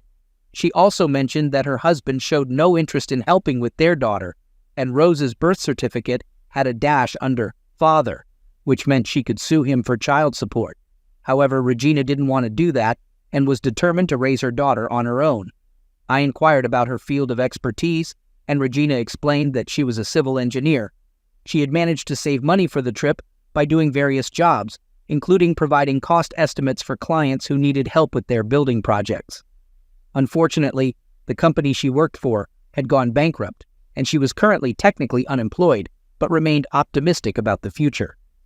We continued our conversation while sipping on dry Italian wine, and the children had a taste of the seafood salad. Regina mentioned that her mother lived in a nearby village, just 5 kilometers away from the city center. I shared with Regina that I had been appointed as the branch director in the city. She found it coincidental that we were both from the same hometown. After finishing our meal, we returned to our hotel late in the evening. I reminded Regina about our early start the next day to visit the aquarium. The kids asked about our plans, and I explained that we would be seeing sharks. The following day, we arrived at the Acquario de Cattolica, a popular oceanarium in Cattolica. We spent a significant amount of time observing the marine life in various pools and aquariums. Our visit even included an aquarium where visitors could touch the creatures, which brought joy to the children. After our visit, we decided to look for a place to eat outside the aquarium to avoid the higher prices. While searching for a restaurant, we spotted a bus heading back to Pizarro, so we decided to return for lunch. In around 40 minutes, we found ourselves at a familiar seaside cafe, enjoying classic Italian dishes like pasta with chicken parmesan. After our meal, we decided to hit the beach, despite the scorching sun and the city's siesta time, which made things a bit inconvenient for tourists. We returned to the hotel, grabbed our towels, and met at the reception before making our way to the beach. The children eagerly stripped down and splashed into the water, with Regina and me following suit after gathering our belongings. We spent some time in the water, watching the children excitedly chase small crabs in the shallow waves. Regina took the opportunity to ask me if that was why I was on vacation without my wife. I confided in her, explaining that I had discovered my wife was having an affair with her ex-boyfriend, who had married her for her position and money, even putting her to work with him. Regina inquired about my plans, and I revealed that I had taken what I could and moved back to my parents' house. I had decided to go on vacation with the kids, and reconciliation was not in the cards. She asked about the kids, and I explained that they would stay with me. I mentioned that in a divorce, the court typically favored the mother, so I had considered waiting until the children were 14, at which point they could decide which parent to live with. Divorce wasn't in the immediate plan, but I wouldn't be living with my wife. Regina inquired if I could handle 2 kids on my own, and I replied that I was managing. I shared a story about a guy I knew whose wife had left him with 2 girls, and when she returned 8 years later, the girls refused to let her in. They had already divorced by then. Regina asked what if my wife initiated the divorce, and I mentioned that my son Martin's opinion could be considered in court, but it wasn't the sole determining factor. She asked about my plan, and I explained that I would keep the kids hidden if needed, despite potential legal consequences. Regina questioned if the kids wanted to spend time with their mother, and I replied that it wasn't likely in the near future. Regina then asked if I would accept her offer to work at her branch, and I agreed, saying I'd like to, but needed to find a place to live, as it was challenging to find a job in my neighborhood, and I didn't want to lose my professional qualifications. Regina assured me that she would assist in finding accommodation and enrolling Rose in school. Their vacation eventually ended, and they returned home. Upon our return, I took the kids shopping for school supplies. In the afternoon, I called Samuel to discuss the branch's need for engineering and technical workers and mentioned Lila's new position. As for Earl, he had disappeared without a trace, and no one knew his whereabouts. On Sunday, I went to pick up Regina and Mary, arranging for them to stay on the 2nd floor of my parents' house. The kids were excited to have Mary living with them, and they would all be attending school together. Regina prepared for her first day of work on Monday, while I had my responsibilities to attend to. The children still had 3 more days of vacation and stayed with my parents. Meanwhile, Lila remained completely unaware of my and the children's whereabouts. She went to work and made efforts to locate me, as she believed it was close to September 1st.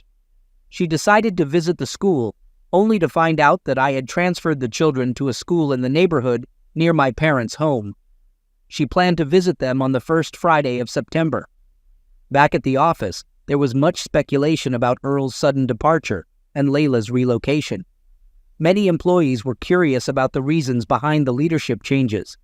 Eventually, news of the branch's opening reached the office, and Lila also received this information. On the first Friday of September, Layla took a day off at her own expense and headed to the district center. She arrived early in the morning, armed with my parents' address, and located their house on the street. Approaching the gate, Layla observed me, along with Martin and Mary, leaving the house. They were accompanied by an unfamiliar woman and a girl about Mary's age. Unnoticed, Layla followed them and soon realized that I and the unknown woman were taking the children to school before heading to work. Observing this, Layla decided to wait for the workday to begin. Once it did, she approached the reception area where a young secretary was sorting through papers. The secretary called me and asked if I would accept a visitor, to which I agreed. Layla was then permitted to enter the office. Inside, she found me sitting at a desk covered with papers.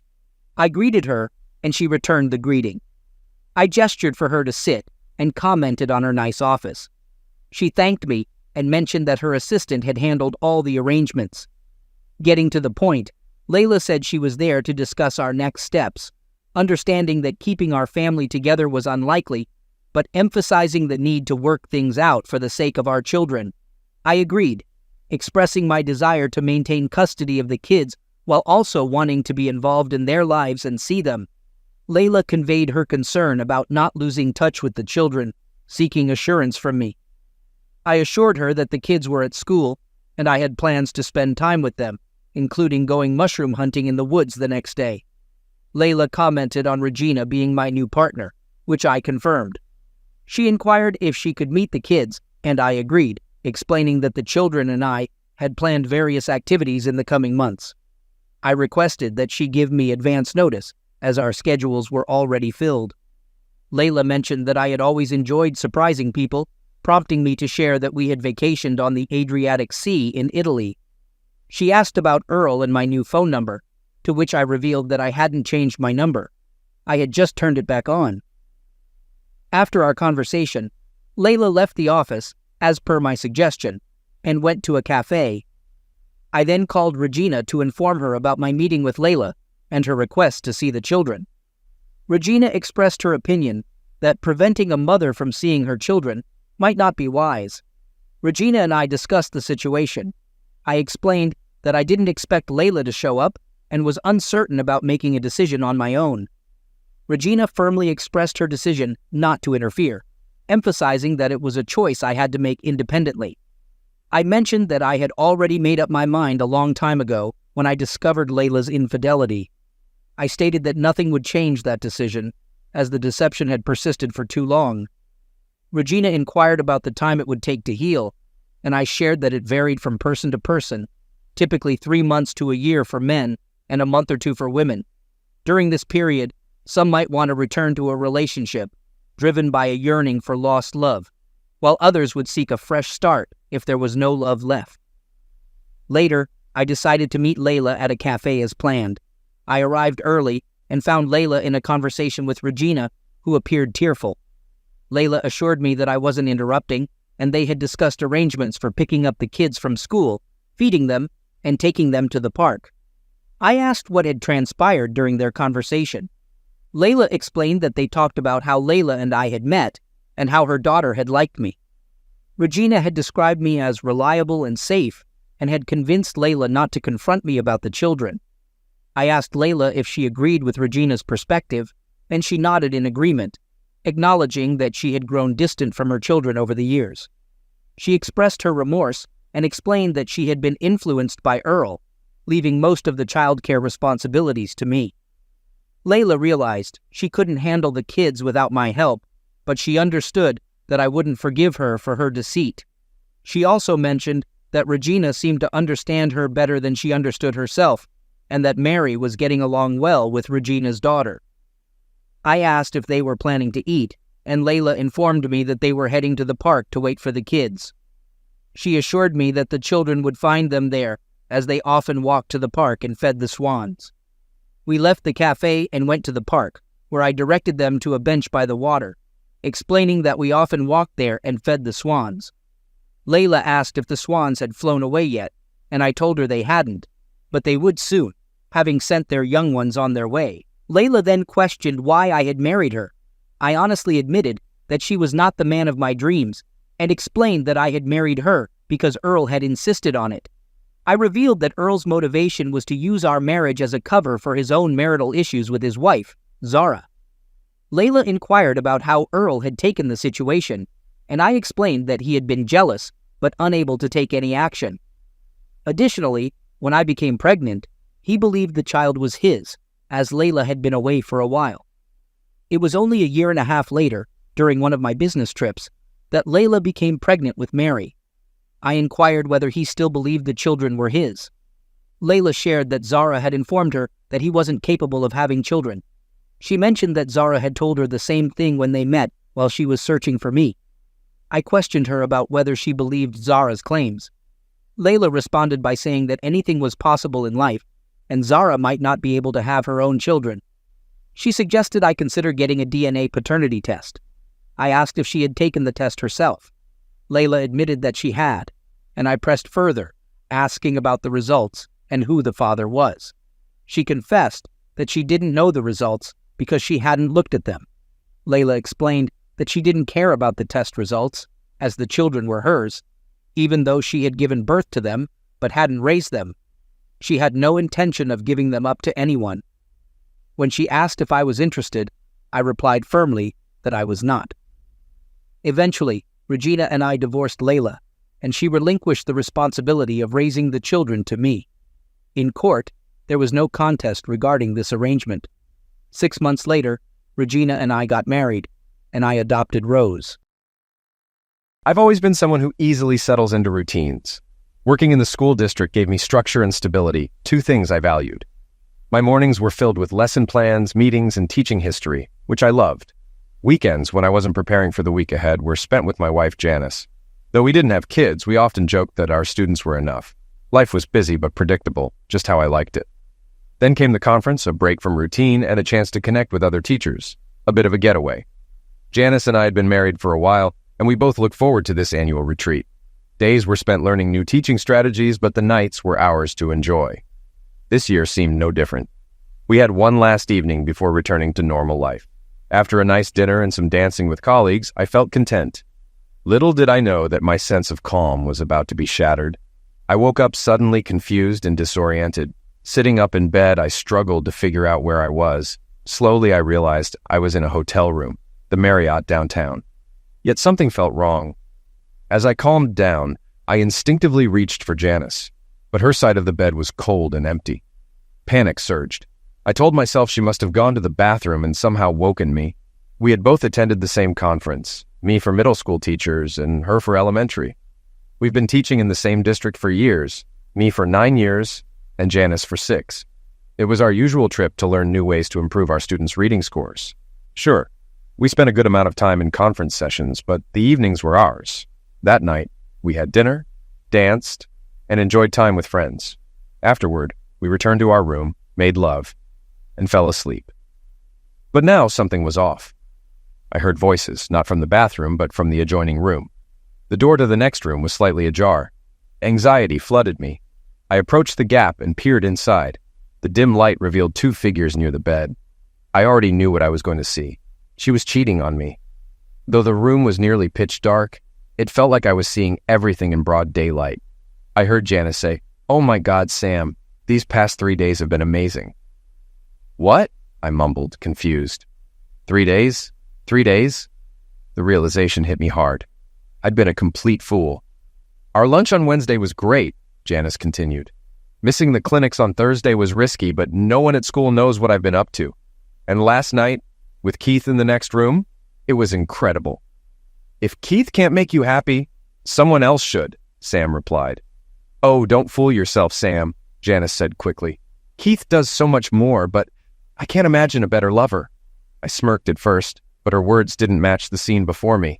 As my anger grew, clarity set in. "How is this possible?"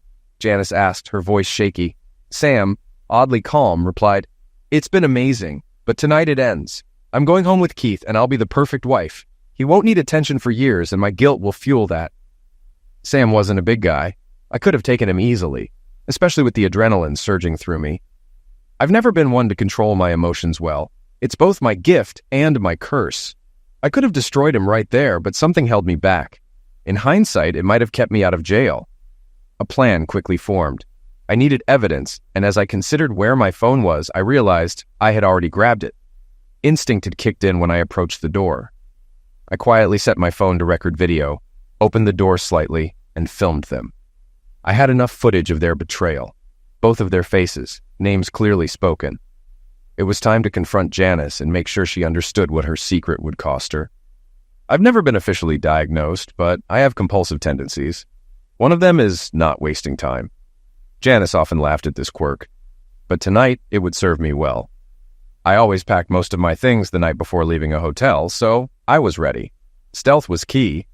Opening and closing doors silently was a skill of mine, perfected over time, almost like a burglar.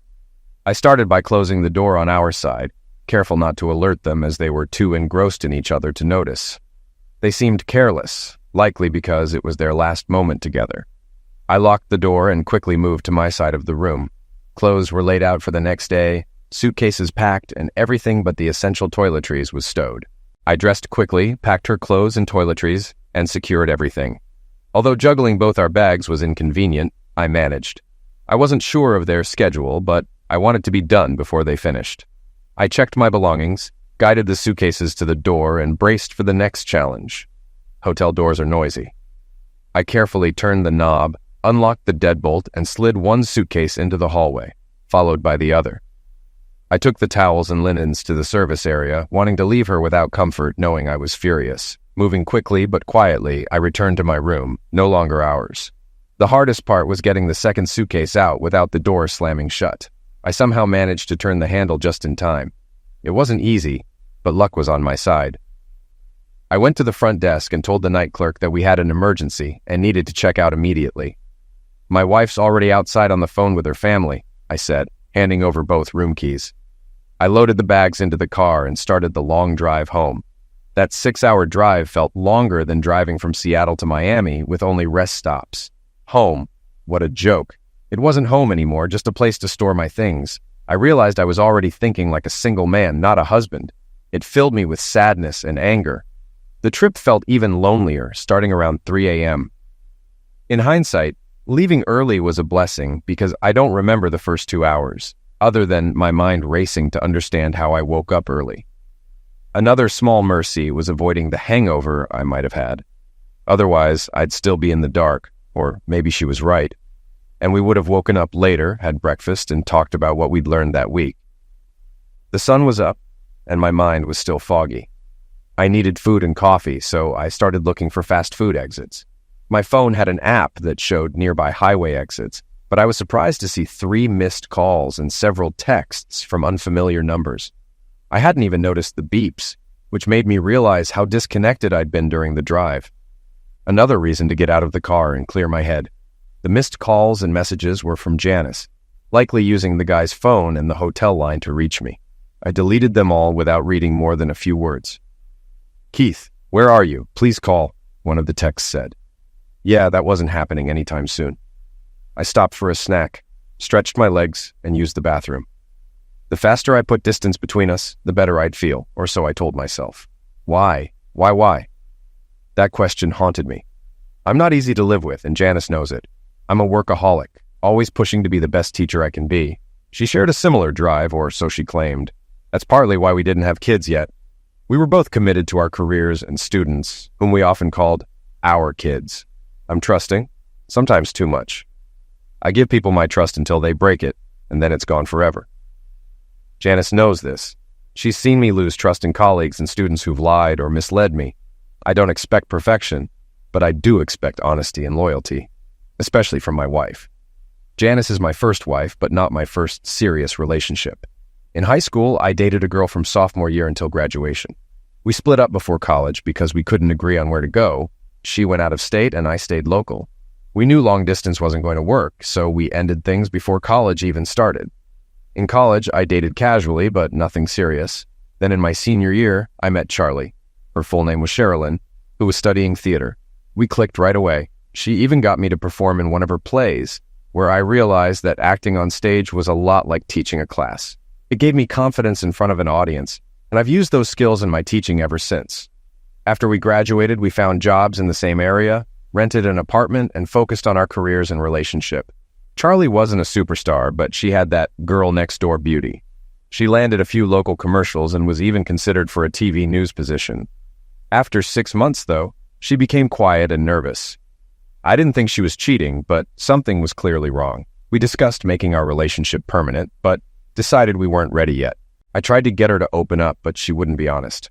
One evening, I came home after a long week and saw boxes and a suitcase in the foyer. In the living room, Charlie sat on the couch, looking uncomfortable. She smiled slightly and gestured for me to sit. "Keith," she began, "I know you've noticed something's been bothering me." I nodded, waiting. "I've been offered a role in a pilot for a new sitcom in California. It's an opportunity I can't pass up." I was stunned. After a moment, I finally spoke. "That's amazing. You should go now, and I'll join you when the school year ends. We'll have the summer to settle in." But I knew from her expression there was more. She looked down, taking a deep breath. "Kit, I don't think you should come. I love you, but the entertainment industry is tough, and I don't want to put you through the emotional strain. I can't expect you to live like that, always worrying. My dad and brother are coming to help me pack.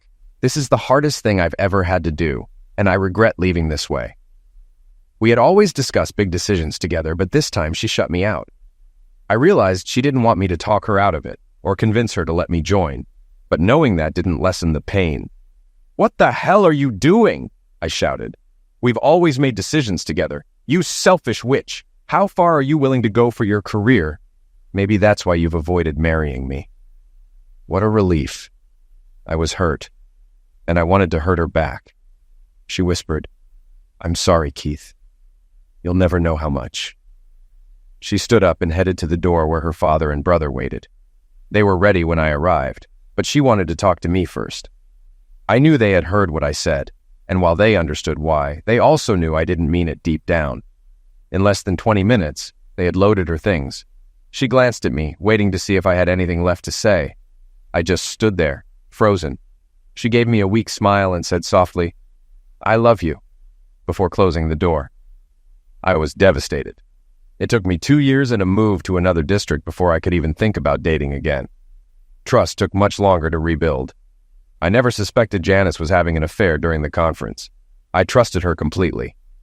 I met her at the start of a new school year, during an all-faculty meeting, one of those motivational talks administrators like to give. I arrived early and sat next to a 4th-grade teacher I knew.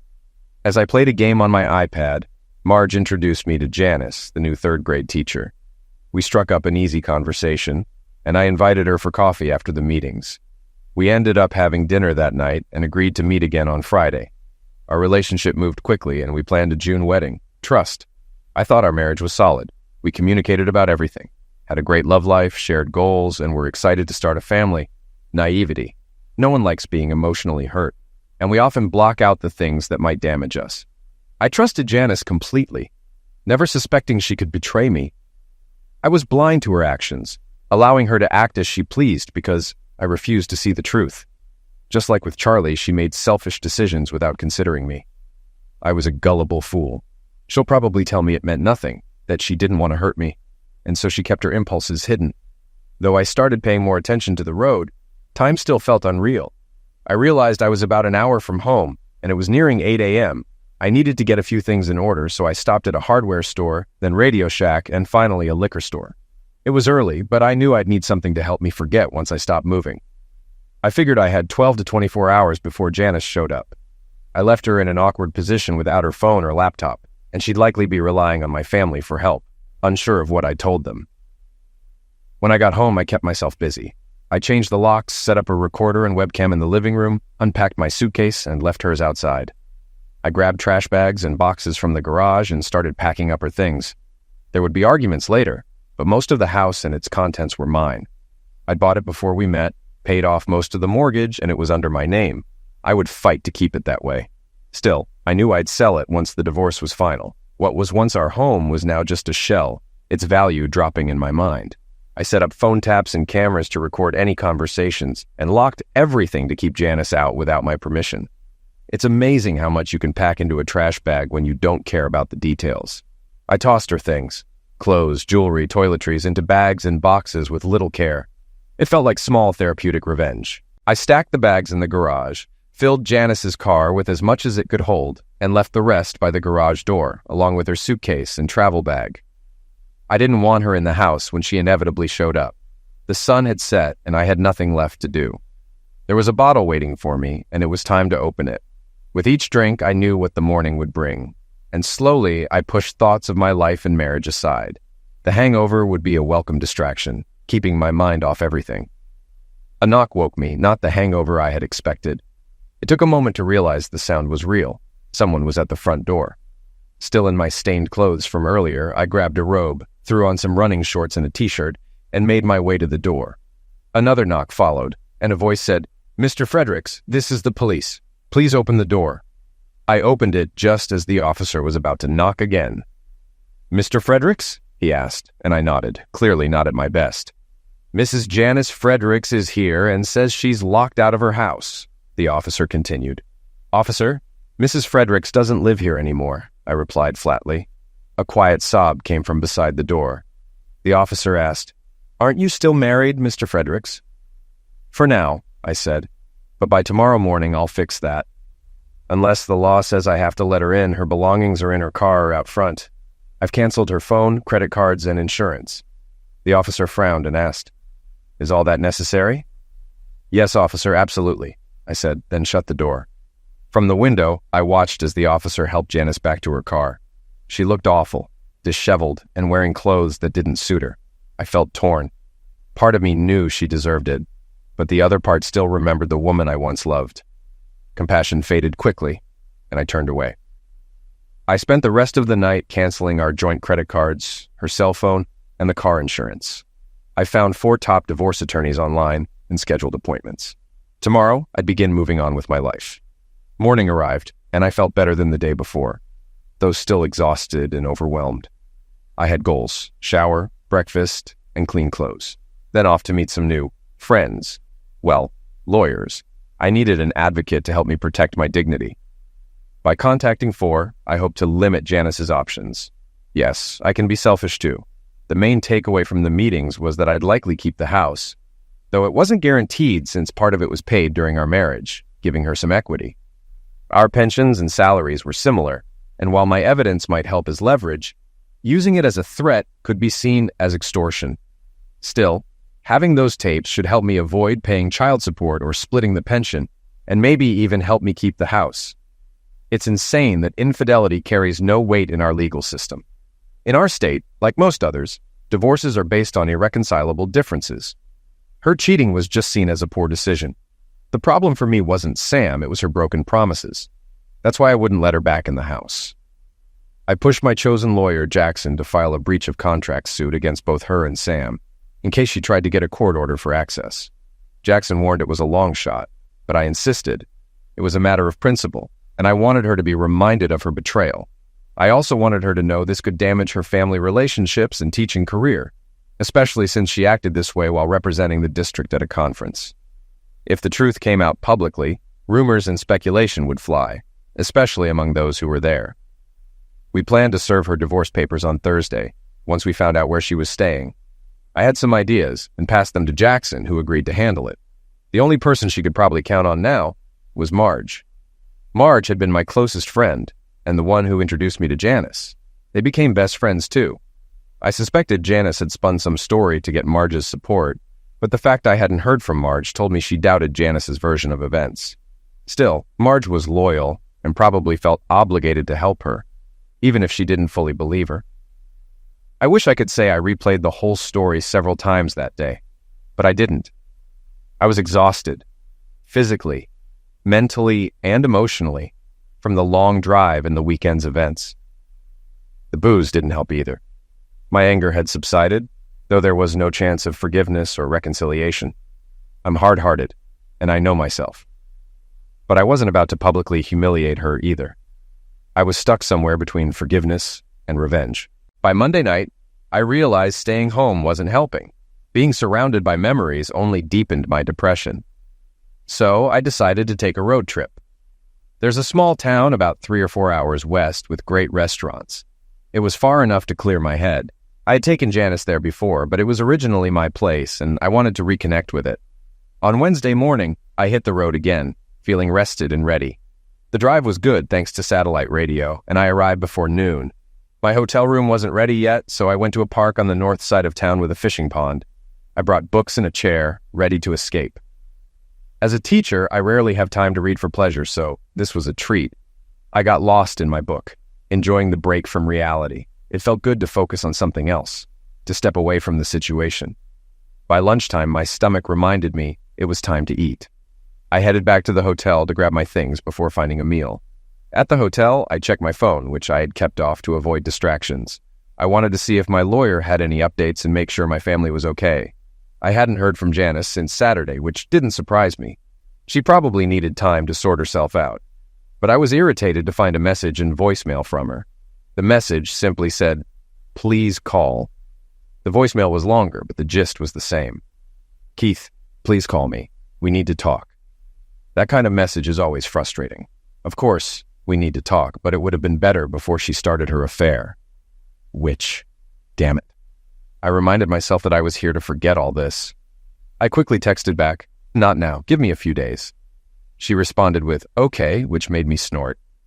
Have you ever wanted to reach through your phone and slap someone on the other end? I felt that way often, and I fantasized about arming my car with paintball markers to mark bad drivers. Yes, I get the anger management thing, but you'd like that too, right? It'd reduce road rage, really. But I digress. I went back to my books, trying to forget the mess. The next morning, I woke up lying on my book, still in yesterday's clothes. Man, this has to stop, I muttered to myself. After showering and changing, I was ready to visit a coffee shop that made the world's best cinnamon rolls to go with their coffee. Every city claims to have one, but hey, I'm here, so I'll stick with my opinion. I decided to head back to my park, where I could once again escape from the world and its problems. If Jackson had done what he was supposed to, Janice would be served today, I thought. It would be a day to disconnect from the digital world. At some point, I'd have to tell my family. They wouldn't be like the families you hear about, where a few or many would take her side. Blood is thicker than water, I reminded myself, not in a redneck way, but because my family supports each other. Their love for me and respect for my decisions assured me I wasn't in trouble. They'd be sad, but they'd stand by me. My stomach and need for food brought me back to reality. I decided to go back to the place I visited the night before. The Mexican food there was the best I'd ever had, and it was worth coming back to again and again. After eating more than I needed, I figured I'd better check my phone. One message from Janice. "I'm so sorry, Keith. Please forgive me." I sighed and saw a voice message from a number I knew was probably one of the Jacksons, and another from Marge. "Keith, call me please," it said, short and to the point. I figured I was right when I thought Janice was with Marge, or at least talking to her. I called Marge. "Keith?" she answered, sounding surprised. "Yes, Margie, it's me," I replied. "Oh my goodness, what's going on? Janice is a mess and you've dropped off the face of the earth." Life as I knew it ended early Saturday morning. Honestly, falling off the face of the earth would have been better, I said flatly. Janice has barely been conscious since Sunday, and when she got the envelope from your lawyer today, she was nearly catatonic, Marge continued. "What happened at the conference? Gladys dropped Janice off late Saturday night without even asking how she was. All I got from Janice was a mumble about how she'd ruined everything." "That's about right, Marge." "I couldn't have said it better," I said, my tone hardening. "I know you, Keith, and I trust you made your decision based on facts, but sometimes you can go off on a rant. What was it worth leaving her stranded on the other side of the state with nothing?" she asked, concerned. "Here, this'll help," I said, cutting her off and hanging up. I found the video on my phone and sent it to her. It might shock her or upset her, but it would answer her question. Marge could handle it. She knew me, so she should have expected something like this, or at least it would show her where I was emotionally and how serious this was. I turned my phone off again for a bit. We'd talk later. Janice had the paperwork now, so it was in her hands. That gave me a bit of peace for the moment. A weight lifted, and I felt tired again. The hotel bed called to me, and I gave in. The story unfolded in a city larger than I might have mentioned before. It was big enough to have a small college serving this part of the state, and like most college towns, it had a local pizza place for students. In my world, pizza was one of the main food groups. It worked for both dinner and breakfast, so I headed toward the campus to place my order. While I waited in line, I noticed a woman about my age who seemed oddly familiar.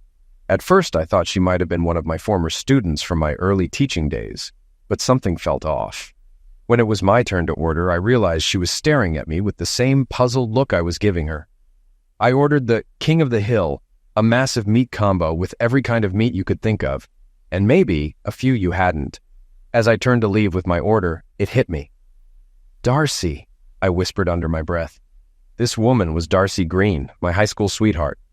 Small world, Mr. Disney. I walked back to the counter to pay and caught her eye. She had realized it too. We quickly went from amused smiles to full-on laughter at the craziness of meeting here years later. "Darcy," I said, barely containing my laughter. "My God, Keith, is it really you?" she said, standing up and reaching out for a hug. "In the flesh," I said, hugging her tightly. We broke the hug, still laughing. "What are you doing here?" I asked as we sat down. "I work at the college as a professor in the business department. My ex-husband got a job in administration, and it just so happened a position opened up that I was perfect for." She noticed me glancing at her left hand and added, "Well, now he's my ex-husband.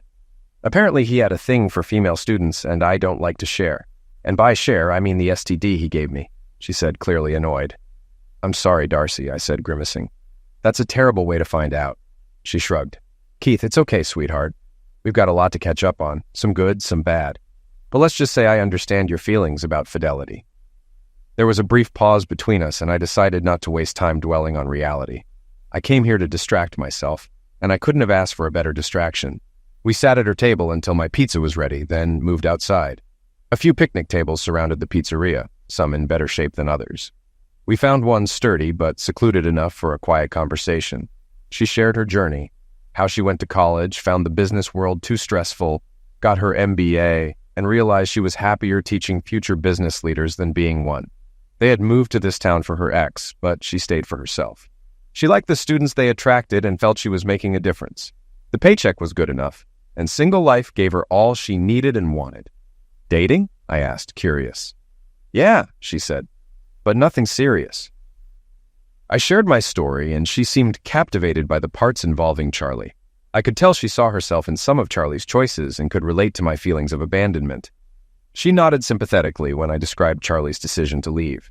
I saw her light up as I talked about my love for teaching and my students, and the weight returned when I mentioned Janice. She stayed with me emotionally as I recounted my discovery almost a week ago. "Oh, Keith, I'm so sorry," she said, her voice cracking as she hugged me tightly. I felt my control slipping, and she held me as I let it all out. We stayed there for a long time, and after I pulled myself together, she reassured me that everything would be okay. "You'll hurt for a while," she said, "but I promise you'll live and love again." Later that night, I woke up in a daze. The room felt unfamiliar. It took a moment, but I realized I was still in my hotel room. I was fully dressed, and to my surprise, I wasn't alone. I turned to see Darcy holding me tightly, still in her clothes from the night before, her face peaceful as she slept, lightly snoring. I smiled. Nothing wrong here, I thought. She had stayed to comfort me after my breakdown, but what really woke me was my body's morning need. I tried to move quietly, but Darcy stirred and woke up. "Keith, are you okay?" she asked sleepily, her smile still carrying that youthful joy I remembered. "Yeah, Darcy, everything's fine. Sorry I woke you," I said. After freshening up, we went down to the lobby for breakfast. Darcy wasn't really hungry, and without a change of clothes, she stayed with me anyway. While waiting in line for coffee, I checked my phone. There were a couple of voicemail messages, one from Marge and one from Jackson, confirming the paperwork had been delivered. There was also a missed call from my parents. Word must have gotten to them. I also had a missed call from an unknown number. With 2 coffees in hand, I brought one back for Darcy. She took a sip and grimaced. "Meh," she said, making a face. We talked about the night before, and she reassured me once more. "Keith, you need to go home," she said firmly. "I don't have a home," I replied, feeling lost. "You know what I mean," she insisted. "You're going through a lot right now, but the grief has to go. For your sake and Janice's, you need to start ending this relationship, whatever it is, so you can move on." "I know, you're probably right," I admitted, "but it's not easy." "I know that too, Keith," she said softly. "But you're right. Self-pity will only lead to a deeper depression, and it'll be harder to pull out of it." Her gaze softened, and I could feel the deep, loving passion in her eyes. Not physical, but the emotional kind I had been missing. "I'll be here, Keith. When you're ready, I'll be here for you," she said, flashing her mischievous smile before looking around and giggling. "Well, not right here." Darcy was right, of course. I packed my bags, ready to face the future. The drive back didn't feel as long or draining as it had a week ago, though in some ways it felt like half a lifetime had passed. The trip took longer than usual, but I wasn't in a rush. I needed to make a plan. I spent the drive thinking about who I should talk to and what steps I needed to take. When I got my phone signal back, I called Marge. "Keith, thank God, where are you? How are you doing? Why did you disappear off the radar?" she asked, clearly worried. "I'm coming home," I said, cutting through her questions. "I'm feeling better. Getting out of town this week helped me get my emotions in check." "I wasn't taking sides, you know. she added quickly. Yes, Margie, don't worry. I know Janice is basically on her own here, and I'm glad she has someone like you to lean on. Well, you've had enough of her, she continued, even as I tried to interrupt. I know she's been through a lot, but I never thought she'd do something like this. That makes two of us, I replied flatly. Some of the energy I'd borrowed from Darcy began to fade as I spoke with Marge. A good friend told me I should stop sitting around and figure out a way to move forward, I said. That should start with talking to Janice. I've been thinking about what might help me get through this. Please don't take this the wrong way, but how is she doing? I asked cautiously. She was an emotional wreck for a while, Marge responded. What she went through to get back here took a big toll on her. Being alone without you and realizing she messed up. It's been a lot. She finally told me everything that led to your leaving. Everything? I asked, a bit surprised. Well, she doesn't know how much you know, but she realizes it's enough to break your relationship. On the surface, I think she hopes things can be fixed, but deep down, she probably knows they can't be, Marge admitted. Being coddled has really broken her down, and she's just now starting to talk and eat again. I can't even imagine how you feel, Keith. I won't lie, Marge. I feel as useless as a fart in the wind, I said with a crooked smile. Always wanted to use that phrase, but never had the chance. It's all I can do to stay on track. I'm not sorry she feels awful. This mess is entirely her fault. I know, honey, and so does she, Marge said gently. When she was lucid enough to talk, she told me everything. She explained why she did it, though even she doesn't fully understand. So what's the word around town about me and Janice? I asked, curious. Honestly, Keith, since it's summer and I'm watching Janice like a hawk, I don't really know what people are saying. There's plenty of gossip, I'm sure, and some folks are probably taking advantage of the situation. You know how people are. They love to speculate on others' pain. So no one's talked to her about it? Not that I know of, but if she hasn't been on the phone, it's doubtful, Marge said. I sighed. I wasn't sure what I'd do with whatever people knew, but it would be helpful to have an idea of how folks might react when they saw me. At the very least, I expected some sympathetic looks when I wasn't ready for them. I've seen this before, I muttered to myself. Twice on my way back, I stopped for gas and a drink. Each time I texted Janice, time to talk. After sending the messages, I hit the highway again, letting my thoughts wander. Two things gnawed at me. How easily Janice had slipped into an affair and how I hadn't noticed. Both stemmed from the fact that I trusted her completely. This wasn't the first time this had happened. It was the third time in a serious relationship. I knew I had to stop this pattern of thinking soon, or I'd regret it. There wouldn't be a fourth time. My thoughts shifted to Darcy. She had been there when I needed her, and a part of me had always held on to her. Could we try again? Would it be a good idea? Should I wait? And what if I waited too long? She was still beautiful, and I didn't know how long she'd be open to something with me. She said no one else had caught her eye, but how long would that last? My phone beeped. A message from Janice. Really? Yes. Name a time and place. I replied, okay, where should we meet? Somewhere safe, but private.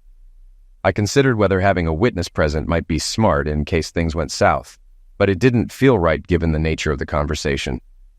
We won't be together, that's for sure, I thought. Even if my anger fades, the pain won't, and forgiveness isn't possible. Meeting at the house was out. It wasn't neutral territory for either of us. A restaurant was also a bad idea. I wasn't sure I could keep my cool enough to avoid causing a scene. Marge's apartment seemed like the best option. I called Marge and told her my plan. We'll talk in your living room, I said, and I need you to be there just in case things go off the rails. Of course, Keith, it's no trouble, she said kindly. I'm friends with both of you, and if it helps either of you, or both, I'll gladly do it. I thanked her and kept the call brief. After pulling over, I sent Janice another text. I'll be there tomorrow at 1 o'clock. Then I shut off my phone. The rest of the drive home was filled with a sense of dread. My head and heart were spinning with uncertainty. The next morning, I woke up and stared at the ceiling. Acceptance. Isn't that the last step in the process? I asked myself. Though forgiveness and forgetting were still far off, I was starting to accept the situation. I was disappointed in Janice's choice and in my own blind trust. But I had stopped blaming myself for it. It was just a turn in life's road, and I was ready to move on. After scrambling some eggs and bacon, because bacon makes everything better, I called my parents to let them know I was okay. They'd heard rumors that we came back from the conference separately, but didn't know much more. I gave them a cleaned-up version of events and told them things were bad enough for me to file for divorce. They were sorry, but, as expected, they reassured me they would support me however I needed. Next, I turned on my laptop to check my emails. It had been over a week since I logged on. "Wow, that's a lot of spam," I muttered as I sifted through the junk. Nothing stood out except a few follow-up emails from vendors I met at the conference. Time flew, and before I knew it, it was past noon, and I had to get ready to meet Marge and Janice. I put on jeans, an Apollo shirt, and loafers. Something comfortable, but not too casual. I wasn't trying to show Janice what she lost. I wanted this meeting to be more businesslike than a casual chat. This time was different from breaking up in past relationships because we had the chance to talk face to face. The decision was made, but I hoped we could at least work through the emotional mess together. I laughed at myself. Did I really think that? I scoffed. What a joke. Maybe I should have become a therapist. It was time to face my future. Like a condemned man, I grabbed my keys, shuffled to my car, and drove to Marge's condo. Marge lived across town. She had married right out of high school, probably to rebel against her constantly fighting parents. Her parents were right, though. Neither she nor her husband was mature enough for a long-term relationship, and they divorced before she even graduated. After that, she dated a bit, but wasn't interested in anything serious. I was sure she had a friend with benefits or two, but that wasn't our dynamic. We were best friends, and gender didn't factor in. I pulled into the parking lot and sat in my car for a few minutes, trying to steady my emotions. I wasn't expecting anger or tears, but I wasn't entirely sure what was coming next. I wanted to walk in feeling calm and in control. As soon as I knocked, Marge opened the door and pulled me into a big hug. She held on tightly, probably trying to squeeze all the pain and anxiety out of me. I hugged her back, patting her shoulder to show I appreciated it. She stepped back, tears in her eyes, and whispered, "She's in the living room. Be true to yourself, but please, Keith, be as gentle as you can. She's really sorry." I nodded, giving her a weak smile as she retreated to her bedroom, leaving me to face Janice alone. I walked into the living room and saw Janice sitting there. She was dressed nicely, probably trying to make a good impression, but I could tell the last week had been just as rough on her as it had been on me. I nodded as I sat down across from her. The air between us was thick with tension, a mix of hope and fear in her eyes. "Hey, Janice," I said quietly. "How are you?" There was an awkward pause before she answered, her voice barely above a whisper. "I'm better, I guess." We sat in silence for a few more moments, both struggling to read each other.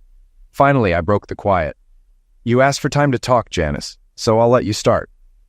She hesitated, unsure where to begin. "Now that you're here..." "I don't know where to start," she admitted. I nodded. "We've always been honest with each other," I said, quickly correcting myself. "Well, we've always been honest before," I emphasized. "So just start with what's on your mind, and we'll go from there." She took a deep breath, her voice trembling. "First, I know this won't sound as sincere as I mean it, but I'm sorry. I'm sorry I made the decision to do this. I'm sorry I didn't talk to you. I'm sorry you had to witness my mistake." I snorted. "Mistake? A misstep, huh?" I muttered under my breath. She shook her head, tears filling her eyes. "No, Keith, there's no word that can excuse what I did. I committed infidelity. I cheated. I did it heartlessly and practically flaunted it in front of the people we work with. I selfishly decided to try something and shut you out, whether I realized it or not. I did all of this and rubbed it right in your face." She paused, wiping her tears. "I acted like a promiscuous, and I've paid the worst price for it." I sat back, watching her speak. There was no doubt she was genuinely remorseful, not just because she got caught, but because she knew she had destroyed everything. I could see the guilt eating away at her, and part of me almost wanted to comfort her. "So you're telling me this just happened with him without any real reason?" I asked, trying to stay focused. "In a way, yes," she replied, her voice trembling. "So much has been going on lately that I can't even remember what started it or why. It was a huge lapse in judgment. We went to a few sessions together at the conference, and on the first day we started talking. He liked my humor, and I liked his laughter and ideas about teaching. After lunch, we hugged before going to our next sessions, and it felt special. Not like what you and I had, but it felt exciting. I wasn't looking for anything else, Keith. Please believe me." She paused, and I could see her eyes filling with tears. "We kissed," she admitted, her voice breaking, "and that kiss stayed with me the rest of the day." I stared at her, my stomach turning. "Chrissy," I muttered sarcastically. "So what? You didn't think you needed to tell me you'd found someone new?" She shook her head. "No, Keith, he wasn't a replacement. I never felt like I was replacing you. It was just electric, dangerous, like when we used to push boundaries in public. But this time, I was stupid. I crossed a line, and now I have to live with the consequences." Her words hung in the air, heavy with regret. I looked at her, torn between anger and sadness. "Have you been to a doctor?" I asked suddenly. She blinked, confused by the abrupt shift. "No, not yet, but Marge gave me some therapist recommendations." "No, Janice, I'm not talking about a therapist," I interrupted coldly. "I'm talking about a doctor. You might have caught something." Her eyes widened as she realized what I meant. I didn't even think about that," she stammered. "He told me he was clean." I laughed bitterly. "Of course he did. And you believed a guy who was willing to sleep with another man's wife? Really trustworthy." She lowered her head, crying softly. "Keith, what have I done?" she whispered between sobs. "You risked your life, your health, and your marriage for a fantasy," I replied, my voice hardening. "Let's hope all you lose is your marriage." Janice's tearful eyes met mine, pleading silently for me to reconsider. But behind that plea, I saw the understanding that this was the end. Therapy would be good for her. She needed to figure out why she made those choices before she could start over. I didn't want to break her completely, but she had to understand the gravity of what she'd done. I watched her cry for a while longer. There was no satisfaction in it, no feeling of victory. I could see she was hurting almost as much as I was, and it would take her a long time to recover. But love doesn't just vanish. It transforms. In this case, it had turned into pain, anger, and disappointment. I stood up, ready to leave. Janice rushed over and hugged me tightly, clinging to the last bit of hope she had. "I'll regret this forever," she whispered, her voice shaking. "But if you give me another chance, I'll spend the rest of my life making it up to you." I sighed. "I'll regret it too, Janice. But I don't think I can ever trust you again, and neither of us deserves to live like that." She shuddered, holding me a little longer before letting go. As I turned to leave, she called out, "I still love you, Keith Fredericks," her voice full of sorrow. "I know, Janice," I replied softly. "I know." Marge must have been listening for the right moment because she came out just as I passed by. She gave me another hug and walked me to the door. "You know, I'm no expert, but are you sure you can't forgive her?" she asked. "No, Margie," I said with a sad smile. "Someday, I'll forgive her. But the problem is I'll never forget. And by the time I've forgiven her, the damage will already be done. We wouldn't survive that." She nodded, kissed my cheek, and watched me walk away. The divorce went smoothly, without unnecessary drama. We didn't have a lot of assets, and Janice's remorse meant the house wasn't an issue. Her attorney wasn't thrilled with her decision to agree to whatever terms I put forward, but I was fair about our financial and physical assets. We hadn't been married long enough to accumulate much wealth or investments, so it was simple. Her lawyer even suggested couples counseling at one point, but Janice declined, saying it would be a waste of time and money. I later heard that she'd started seeing a therapist. Marge and I stayed in touch, and she was always there for me when I needed to talk or vent. We remained close friends, and I was thankful for that. But we both knew she wasn't my best friend anymore. That place had been taken back by my first best friend, Darcy. Darcy and I began spending more time together. Mostly I visited her, but since we were both teachers, we had free summers. We could travel to see each other or spend long afternoons together without the demands of work. It didn't happen right away, but after a few weeks, we started growing closer again, rekindling the bond we had all those years ago. It was several weeks before Darcy and I made love for the first time, and I wanted it to be special. I could tell she was ready, maybe a bit impatient, but I wanted it to mean something.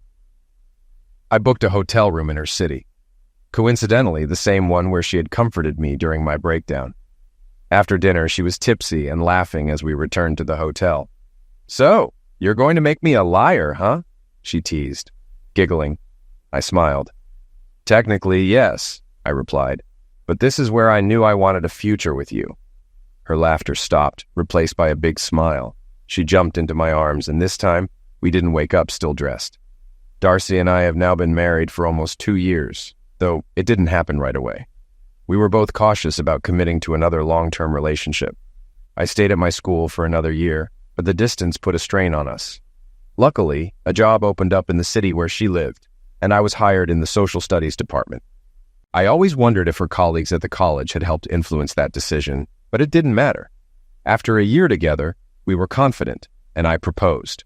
We set a wedding date. Before the wedding, Darcy did something unexpected. She contacted Charlie. It took some effort, but eventually she reached Charlie through her manager. When Darcy told me, I was surprised but curious. I picked Charlie up from the airport, and she looked just as stunning as when she left me years ago.